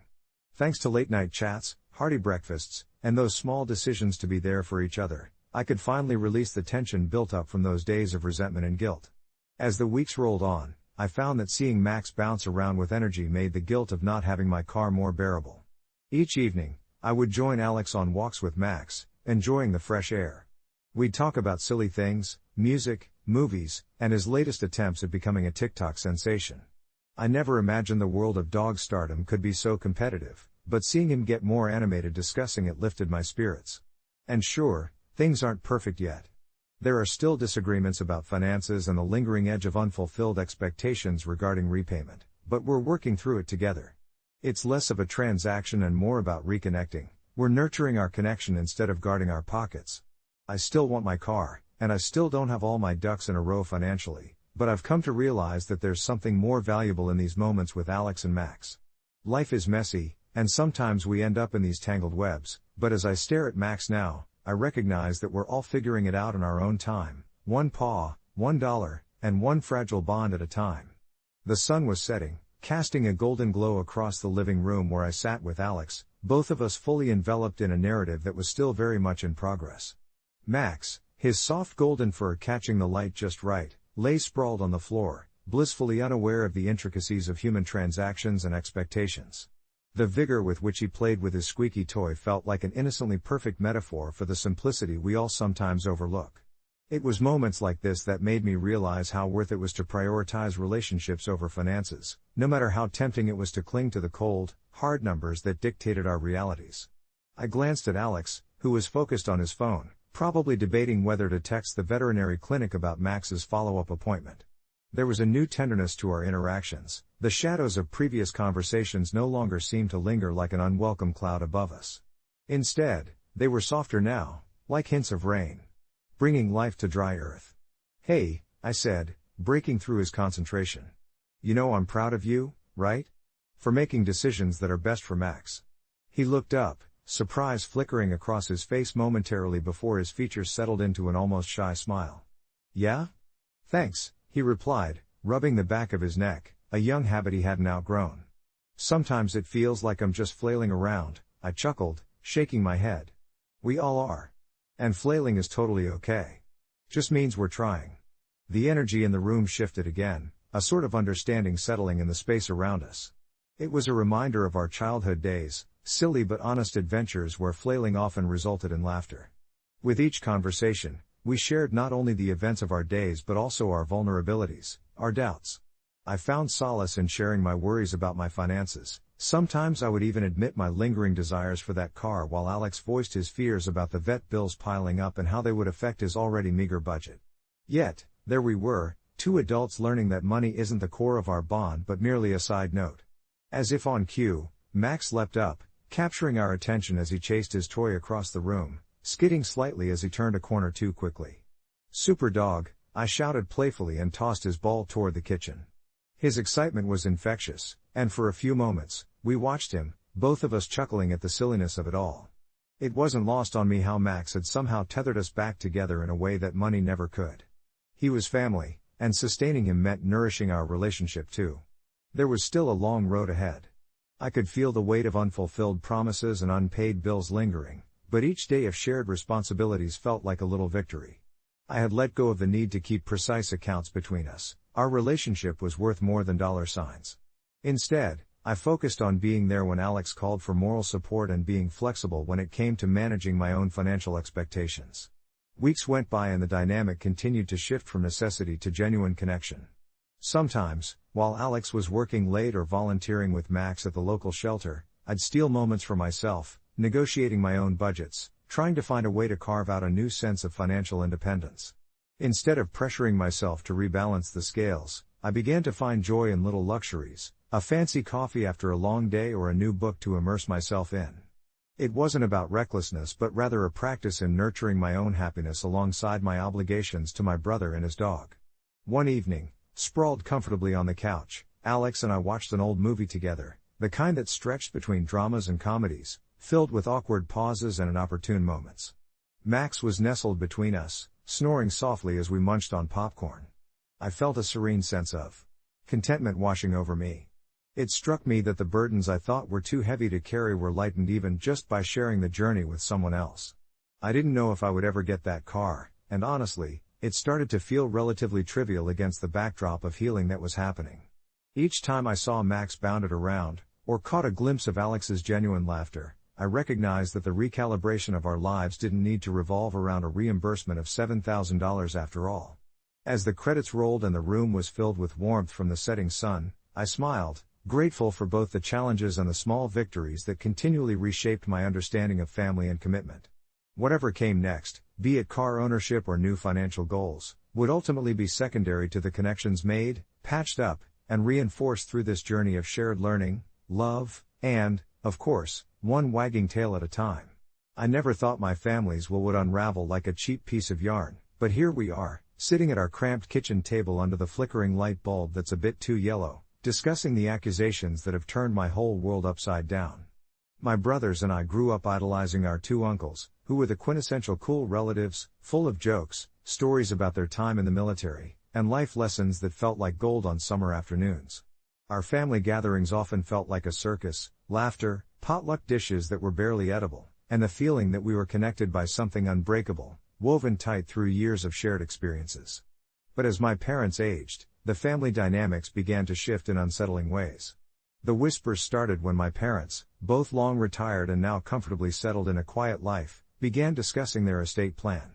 It had never been something I paid much attention to until my dad casually mentioned to me one evening while we were cleaning up after dinner that he and my mom had decided not to leave any significant inheritance to our uncles, which was a shock to hear.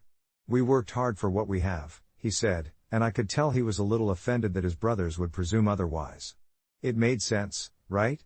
After all, our family's financial struggles back in the day were no secret, and to think they might expect something now felt like a betrayal. But who was I to carry this burden? Then came the day it all changed.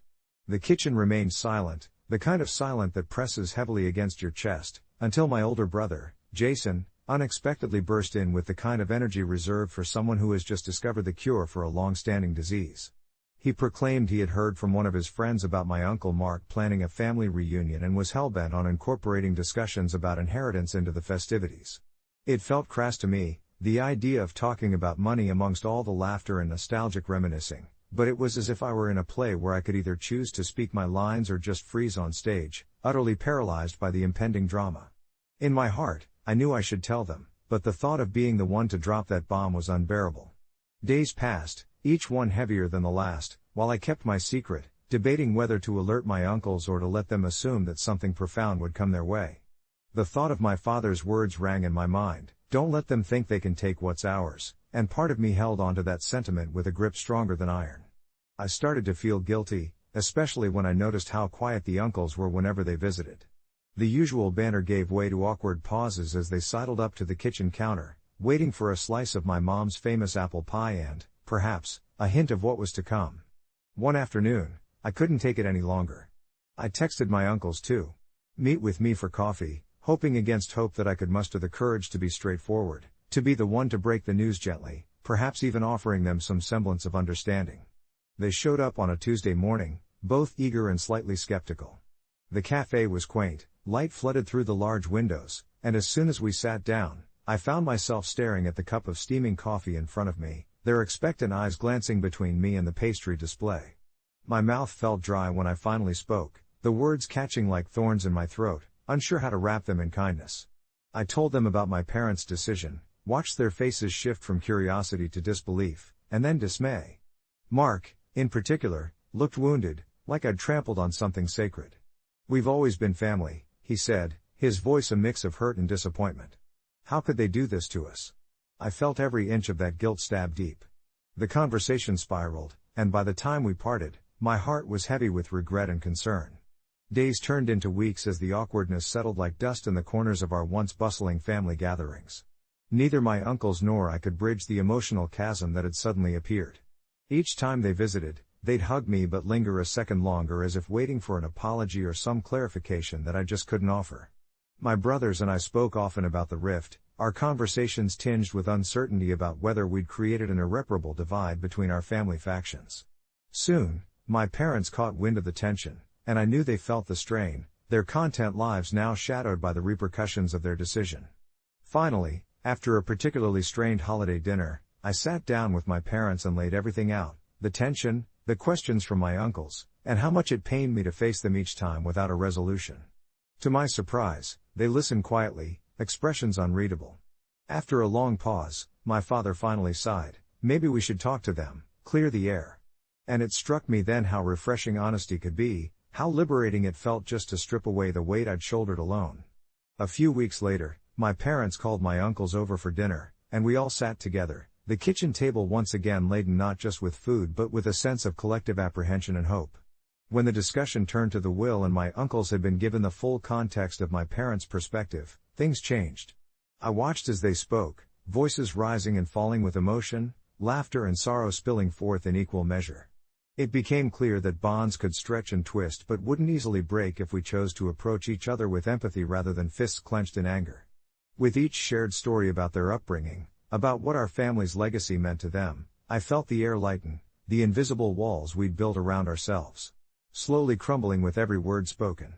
In the end, I learned that while silence may sometimes feel easier, especially when wielded as a shield against discomfort, it can also isolate you just as much as any conflict. I realized that navigating family relationships, especially in the wake of hidden truths, demanded courage, a courage that often welcomes growth rather than resentment. As we settled into genuine conversation, I felt hope sprout anew. My family wouldn't just survive this, we'd find a way to thrive, learning to hold conversations that resonated with love and honesty. Even the hiccups along the way served a purpose, reminding us how valuable our connections truly were, especially when seasons of rediscovery were closer than we dared to believe. Update: a few months later, things have transformed completely. Our family reunions now feel almost like rebirths, where laughter mingles with open conversations, and we hold space for one another. My uncles even started a family project with my dad, turning an old shed into a community tool library for our neighborhood. It's beautiful, surrounded by greenery, echoes of chatter, and the sense of purpose we've created together. Who knew the truth could intertwine rather than tear us apart? Life isn't perfect, but every single gathering now feels so full of light, and I'm filled with gratitude for the journey. It's hard to sum up the feelings that swirl within me when I think about how things have changed. I remember the first family gathering after the truth spilled out into the open like the last drops of a long overdue rain. There we were, gathered in Grandma's backyard, a place that had been both sanctuary and battleground in my memories. The air felt electrified with a mix of apprehension and hope. It was the first time since our family dinner when everyone knew the narrative had shifted. I could see my uncles, eyes darting between the familiar, old family photo frames, shadowed memories, and the unfamiliar, a canvas of new experiences we were now creating together. When my dad proposed the idea of turning the old shed into a community tool library, it was met with a bit of silence, the kind that feels like the pause before a storm. I held my breath, half expecting one of my uncles to toss in an argument about money or inheritance, to feel the tension crackle again. But instead, I watched as it began to sink in for everyone. One uncle, the quietest among us, finally spoke up, his voice soft and a little shaky. "We could use this space for something good," he said, a light flickering in his eyes. I felt the tension fade in that moment. It was as if the universe shifted just a little, nudging us toward something better. As the days turned into weeks, our gatherings evolved into something closer to revivals, moments infused with laughter that felt both healing and authentic. We would sit around the fire pit, sharing stories that once would have gone uncrossed, tales of our childhood, lessons learned, heartbreaks endured. I noticed my uncles opening up about their own lives, vulnerabilities exposed like the petals of a blossoming flower. There was a remarkable softness when they spoke to me, their voices imbued with sincerity and a desire to connect that had seemed so distant before. There was a bond forming, tangible as the wood we were turning into shelves for the library. It was a beautiful thing to witness. It felt like watching a tapestry being woven, thread by thread, stitch by stitch, all colored by truth and understanding. When we finally gathered for the grand opening of the tool library, I stood back and took it all in. The shed had transformed, painted a deep green that blended perfectly with the surrounding trees, and the air was filled with the scent of fresh wood and laughter. Neighbors trickled in, and my heart swelled as I watched my uncles explain how to borrow tools to curious families. My dad stood next to them, beaming with pride. For once, they were not just my uncles, they had become community leaders, actively fostering connection and collaboration. Watching the joy flicker across their faces felt like a natural high, one that enveloped us all. There, in the warmth of that late afternoon sun, I realized that while we had stumbled through our own storms, we were now creating a lighthouse, something that illuminated our path forward. Reflecting on this journey, I felt a gentle sense of closure, the kind that doesn't erase the past but rather integrates it into something stronger, wiser.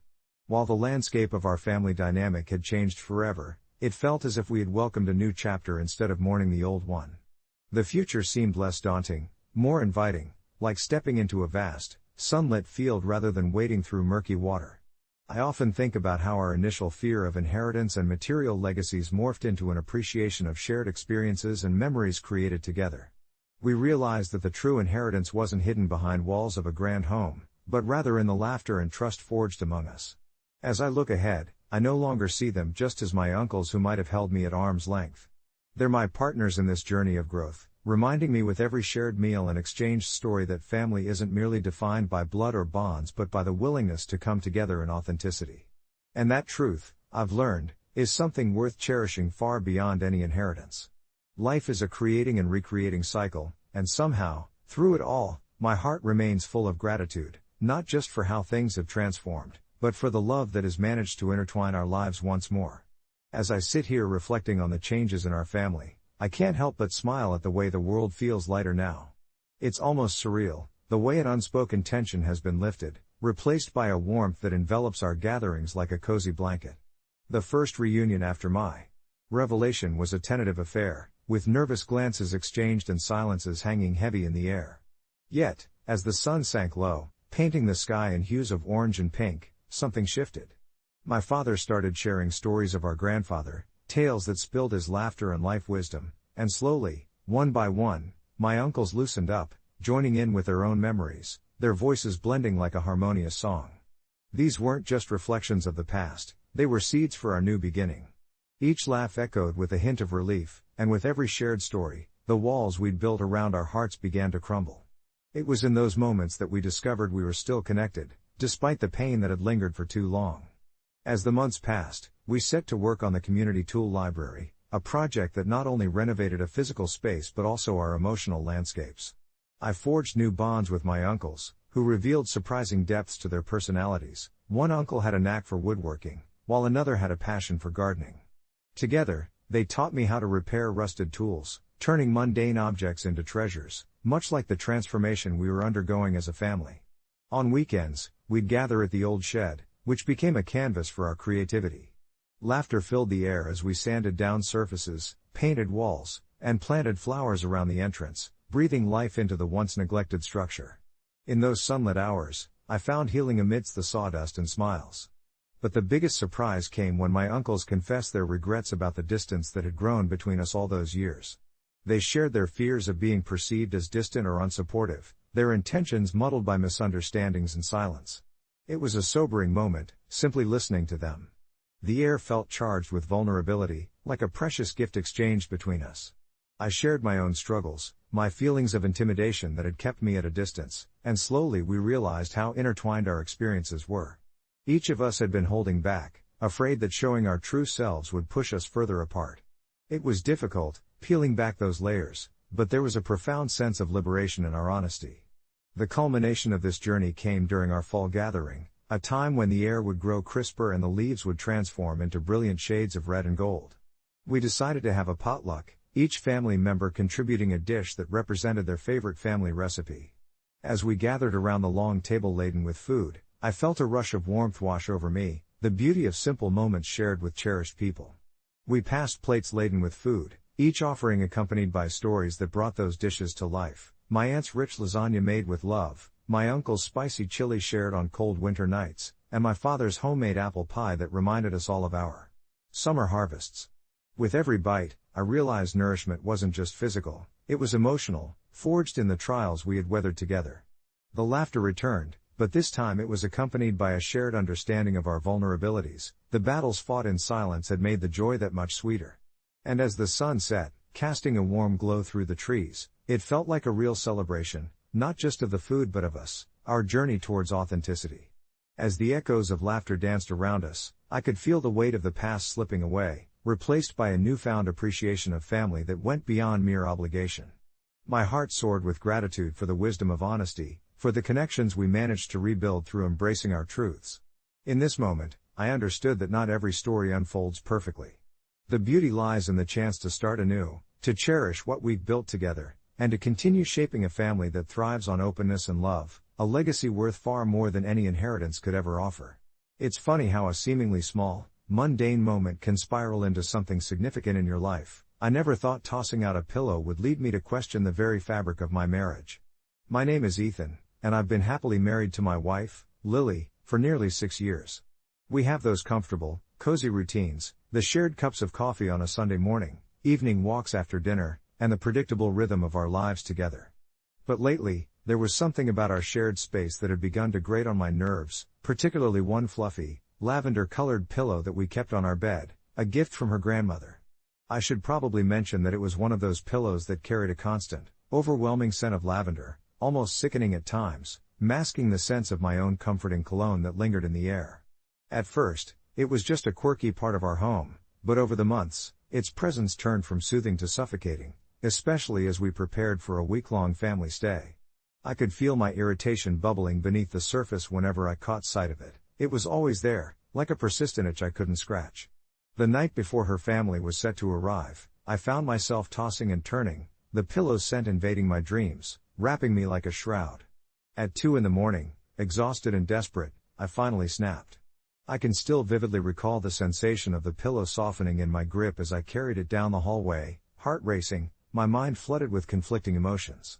I felt both reckless and relieved as I swung open the door to the storage room, a small space filled with boxes and old mementos, and pitched the pillow in. It sank into the darkness like a weight off my shoulders, and I felt a jolt of sick satisfaction. I spent the next few hours in a haze of guilt and triumph, thinking about everything else I could say about our relationship, but instead, her family arrived the next morning, and Lily hadn't even noticed her pillow was gone in the chaos of greeting them. But here's where things get tricky. As the day went on, I could see the tiniest hints of concern flickering in her expression. She searched our bedroom, rifling through drawers and shrugging off the chatter of her family, who were blissfully unaware of the mounting tension. I felt that gnawing sense of unease, the kind that creeps into the bathroom mirror when you stand alone, staring at your reflection, questioning your most recent choices. When she finally confronted me, not long after dinner, her eyes were wide, searching for reassurance in my expression. "Have you seen my lavender pillow?" The question, innocent yet loaded, hung in the air between us. I hesitated but ultimately confessed, feeling the flush of shame creeping up my neck. Her silence was deafening, the confusion morphing into something sharper. Instead of comfort, I had thrown away a part of her history, a small piece of her family. And I could see the quiet devastation etched in the lines of her face. Our subsequent conversation was heavy with emotion. I could sense the spiral of hurt in her voice, revealing how that pillow had connected her to memories of her childhood, evenings spent reading on her bed, and the warmth of her grandmother's embrace. My heart sank deeper with each story she shared, a gentle reminder that sometimes love can be tangled within the tiniest details of our lives. I apologized repeatedly, feeling utterly foolish for treating her cherished memory so carelessly. We stayed up late that night, navigating through laughter and tears, acknowledging the fragility of our emotions. I never imagined that a pillow could spark such vulnerability, forcing us to confront things we often take for granted. After we reached an understanding, we decided together to continue looking for that pillow, even if it meant rummaging through the heap of nostalgia and dust lurking in that storied room. The tension eased slowly, like steam from a boiling kettle, and I found peace in the act of searching for it together. It was a journey that brought us closer, reaffirming our commitment despite the initial bump in the road. Eventually, we unearthed the pillow, still rich with its lavender scent and the remnants of a once frayed. We laughed as I improvised a half-hearted excuse about its coziness and discarded it into another box, recognizing its significance but opting for a new beginning instead. In the weeks that followed, I realized that sometimes, it's the little things that matter most and remind us we're a part of something larger. Our relationships are built on layers of memories, some heavy and some light, but all woven together in unexpected ways. And even now, whenever that scent wafts through the room, it's a reminder not just of a pillow or a memory, but how heartfelt confrontation and vulnerability can mend things we didn't even realize were breaking. Update: a few months later, I stumbled upon a similar lavender pillow during a visit to a local store, and it stirred something unexpected inside me. With a gentle hesitation, I decided to buy it and, upon presenting it to Lily with a hesitant smile, I felt the warmth return to our bedroom. She took one look at it and burst into laughter, realizing the full circle nature of our pillow saga. The new lavender pillow graced our bed, not merely as an item of comfort but as a reminder of our journey, and now, whenever I catch a whiff of it in the air, I smile at how such a simple object can hold the weight of love and understanding. As the days progressed, the lavender pillow became more than just a comfort item. It seemed to weave itself into the fabric of our daily lives, an unspoken vow that we had made to each other to communicate openly and to embrace quirks, whether they be mine or Lily's. I found myself taking more time to appreciate the little moments we shared. Each evening, as we slid into bed, I noticed how the soft texture of the new pillow cradled our heads just right, its soothing scent enveloping us both in an atmosphere that fostered intimacy and warmth. One night, I turned to Lily, illuminated by the soft glow of our bedside lamp, and found her lost in thought, her fingers gently tracing the new pillow's edge. It seemed as if she was contemplating the journey we had just traversed. I asked her what was on her mind, and after a moment's pause, she admitted that she had been reflecting on how our pillow saga had inadvertently highlighted deeper truths about our relationship, how our unique little battles often revealed the ways we could grow together. She smiled then, that beautiful, sincere smile that lit up her eyes, and I felt a wave of fondness wash over me. We began to share stories from our past, laughing at the silly, stubborn moments we'd both experienced in our previous relationships, even during awkward shopping trips where preferences clashed like magnets with different polarities. Each anecdote drew us closer. I was reminded of how important it is to embrace and accept those differences, rather than let them fester into something that could harm the bond we nurtured. Days turned into weeks, and soon the pillow became a staple in our routine. It was a silent witness to our late-night conversations, whispered secrets, and gentle arguments over whose turn it was to choose a movie. We found harmony not only in our togetherness, but also in the acceptance of our divergences. The lavender aroma became a soothing constant in our home, an aromatic thread that knitted us closer every day. Yet, like all relationships navigating their intricate paths, we did stumble upon a moment of disquietude. One stormy evening, I returned home to find the light from our kitchen casting a warm glow through the window, a familiar sight that usually warmed my heart, yet on this particular night, something felt off. As I stepped inside, I noticed the electric tension in the air. Lily was seated at the kitchen table, her gaze fixed on the window, and I could see her shoulders slightly tense as I approached. Her silence spoke volumes. She seemed deep in thought, but frustration simmered just beneath the surface. I sat down across from her, the storm outside mirroring the brewing conflict between us. "What's wrong?" I asked gently, as I reached across to touch her hand. She pulled her fingers away, an act that stung unexpectedly, making my heart race with anxiety. "It's just. Sometimes, I feel like you still don't really get it, you know?" Her words hung heavily in the air. I felt a knot tighten in my stomach, unsure of how to respond, but I pressed on. We spent hours unraveling our feelings, with the lavender pillow silently softening the edges of our tumultuous discussion. It was during that exchange that I realized how vital it was to keep the channels of communication open. My fear of conflict had often led me to be passive, while Lily's sensitivity to every little slight sometimes made her seem unyielding. Together we acknowledged the growing pains that had followed us from relationship to relationship. I wanted to assure her that I was committed to understanding her emotions, but my own insecurities struggled to surface amidst the haze of tension. We finally stood on a precipice. Either side could lead to deeper understanding or further resentment. After a long, watchful silence, I finally pulled the lavender pillow close to me and smiled weakly. "Maybe this pillow has more lessons for us than we thought," I said, chuckling softly, trying to diffuse the tension. Lily snorted in response, breaking the heaviness that had wrapped around us like a fog. As the laughter bubbled between us, we recognized the absurdity of letting such small misunderstandings amplify into something bigger. Our hearts lightened, and the glow in the room shifted. We promised to keep talking, to share our feelings no matter how uncomfortable they felt. With that, we drew together, the lavender pillow positioned as a bridge rather than a barrier. It was at that moment, nestled together in shared vulnerability, that the pillow gained yet another layer of meaning, not just a symbol of comfort, but a reminder of the importance of facing conflict together, wrapped up in love and understanding. There was something powerful in that concession. I couldn't help but feel grateful for the lessons still ahead of us, knowing that through it all, our lavender pillow would remain steadfast, soaking up the experiences of both laughter and tears, ever present on our journey together, guiding us toward deeper connection. As the days turned into weeks, the lavender pillow transformed from a mere item on our bed into an emblem of our evolving relationship. Each time I settled down at night beside Lily, I could feel the softness of that pillow cradling not just our heads, but our unspoken hopes and vulnerabilities. There were evenings when we discussed everything from work frustrations to dreams for the future, our heads resting upon it as if it were a shared confidant. It seemed like that pillow had the unique ability to diffuse tension, allowing us to speak openly, something we hadn't always done in the past. One particularly cool autumn night, when the leaves outside were swirling in the brisk wind, I decided to surprise her with a small picnic in our living room, laying out a blanket and preparing some of her favorite snacks. The casual atmosphere, punctuated with laughter, created a backdrop that felt almost magical. That evening, we talked more deeply than I had anticipated, delving into the very reasons behind our arguments, our dreams, and what we actually wanted for ourselves as individuals, and for our life together as a couple.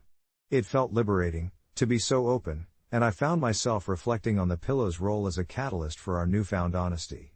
I shared my worries about our future, the concerns that gnawed at me daily, fears of stagnation, and unmet expectations, while she confessed her own feelings of inadequacy, the sometimes suffocating anxiety of living up to the ideal of being the perfect partner. We both laughed at our shared insecurities, realizing that the very things we thought made us incompatible were often the realities we both faced.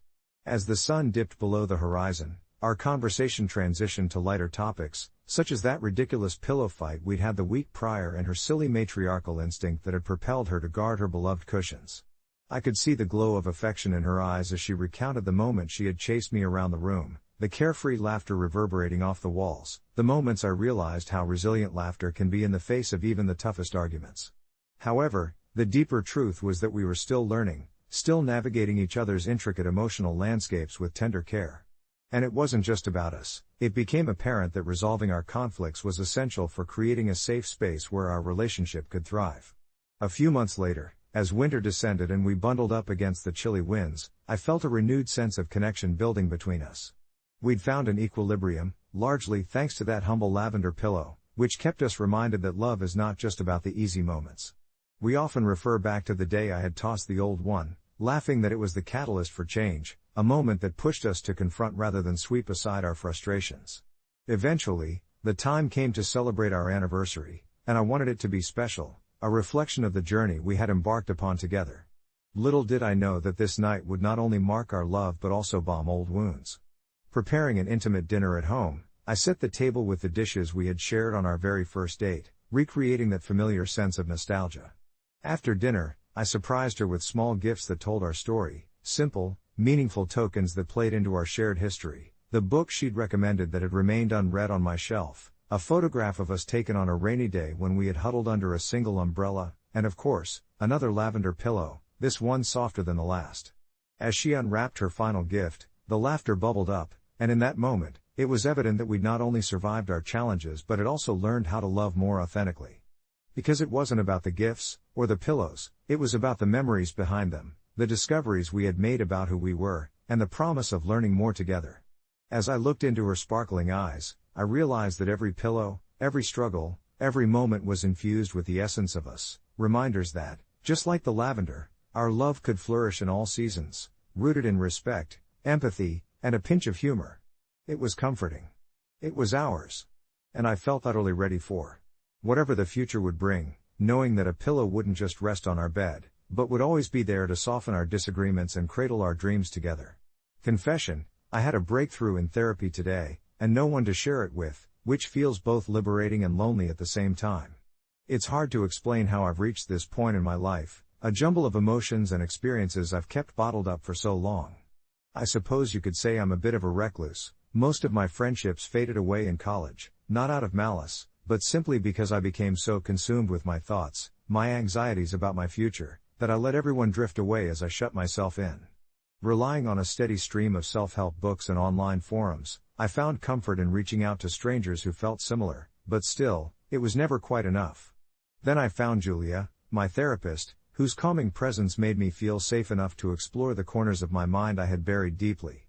It was in her cozy office, with its warm light glowing softly from vintage lamps and the scent of peppermint tea wafting through the air, where I finally confronted my fears head-on. Today, we delved into a nefarious shadow from my past, a moment I had brushed aside for years. I recalled the day my father left, how it felt like the earth had shifted beneath my feet. I had always believed that his departure was simply a matter of his choices, but now, sitting across from Julia, I began to understand the weight it truly carried. I felt a surge of anger rise up in me, not only for him but for myself as well. I hadn't allowed myself to be angry, instead opting for a passive acceptance that rotted away at my soul. As I articulated these feelings, I felt like a burden was lifting. Julia encouraged me to lean into that anger, to give it a voice, and when it finally erupted, the emotional jagged edges smoothed out into tears I didn't know I had left. It was cathartic, and I found myself laughing amidst the tears, a wild mix of emotions rushing through me. I could hardly believe it. Was this what clarity felt like? As the session wrapped up, I felt lighter, liberated even. But leaving her office, a bittersweet emptiness settled in my chest. Who would I tell? My mother, who never really understood how much the divorce had affected me, would likely brush it aside with a wave of her hand and say I should just let it go. My high school friends? They've started families and built careers while I still wrestle with my identity. I felt like a specter in my own life, standing at the periphery of everyone else's bright reality. I walked home, the weight of my revelation lingering in the air, but no one to share it with. The muted hum of the city felt distant and cold, every building towering over me as if they were guardians keeping secrets I longed to uncover. Once inside, I sat on my bed, letting a blanket wrap around me like a cocoon, the world outside fading away. I took out my journal, a paper-bound space where I had chronicled my darker nights and heavier thoughts, and began to write. My pen skimmed across the pages, recounting today's breakthrough, intricately relaying the details, as if talking to an unseen friend. I wrote about the anger that had bubbled to the surface, the laughter amidst tears, the sheer relief of letting down my guard. It felt both exhilarating and disheartening to not have someone to hear my story, to celebrate this new chapter with me. But in this quiet moment, I embraced the gift of self-reflection. The taut string of vulnerability frayed, and I realized that even in isolation, there's strength in my journey of self-discovery. Maybe I didn't need to rush out and share. Perhaps the most important relationship I needed to nurture was the one with myself. As I turned off the bedside lamp and closed my journal, I felt a flicker of hope, a gentle warmth spreading through me. Maybe tomorrow I'd find the courage to reach out, not just to anyone, but to those who would understand. I drifted off to sleep, embracing the quiet power of my confession, knowing that each step forward, even in solitude, was still a step toward freedom. Update: a week later, I decided to share my experience with a close cousin I hadn't spoken to in ages. Surprisingly, she responded with empathy, recounting her own struggles with unresolved family issues.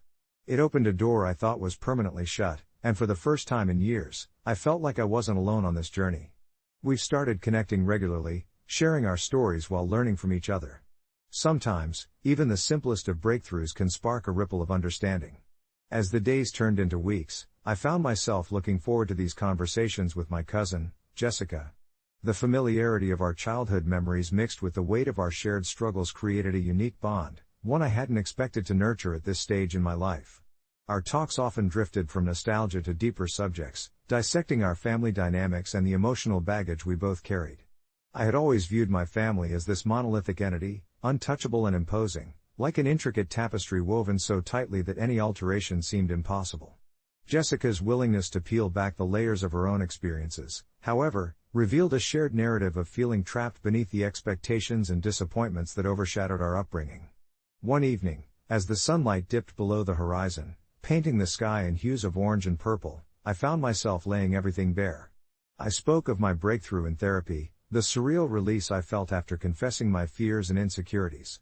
I recounted how voicing those once silenced thoughts felt like chipping away at the stone wall I had built around my heart.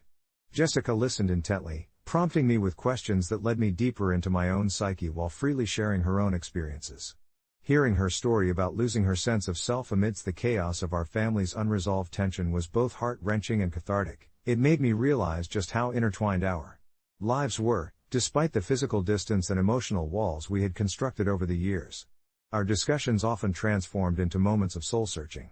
We explored the intricate dance of resentment and love that our parents seemed to project onto us, breaking down our childhoods into poignant memories of both joy and sorrow. I often found myself reflecting on how many bridges I had burned in my search for independence and recognition, bridges that now, through our conversations, felt worthy of mending.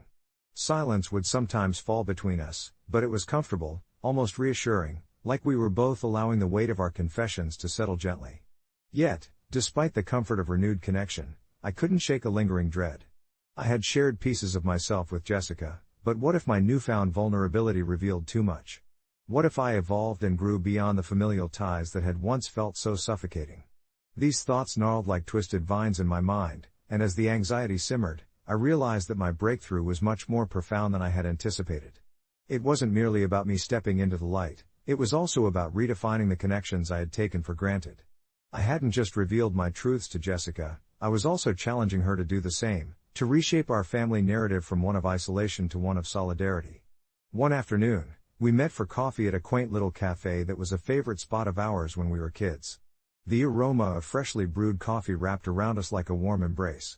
I looked at her, the gentle curve of her smile, the way her eyes sparkled as she spoke passionately about her new perspective on growth, and realization dawned on me, this wasn't merely about confiding in each other, it was about healing together.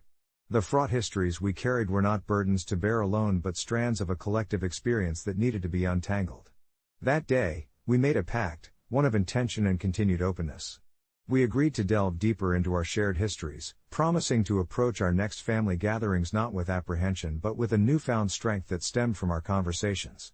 As we left the cafe, I felt buoyed by the sense of community we had resurrected.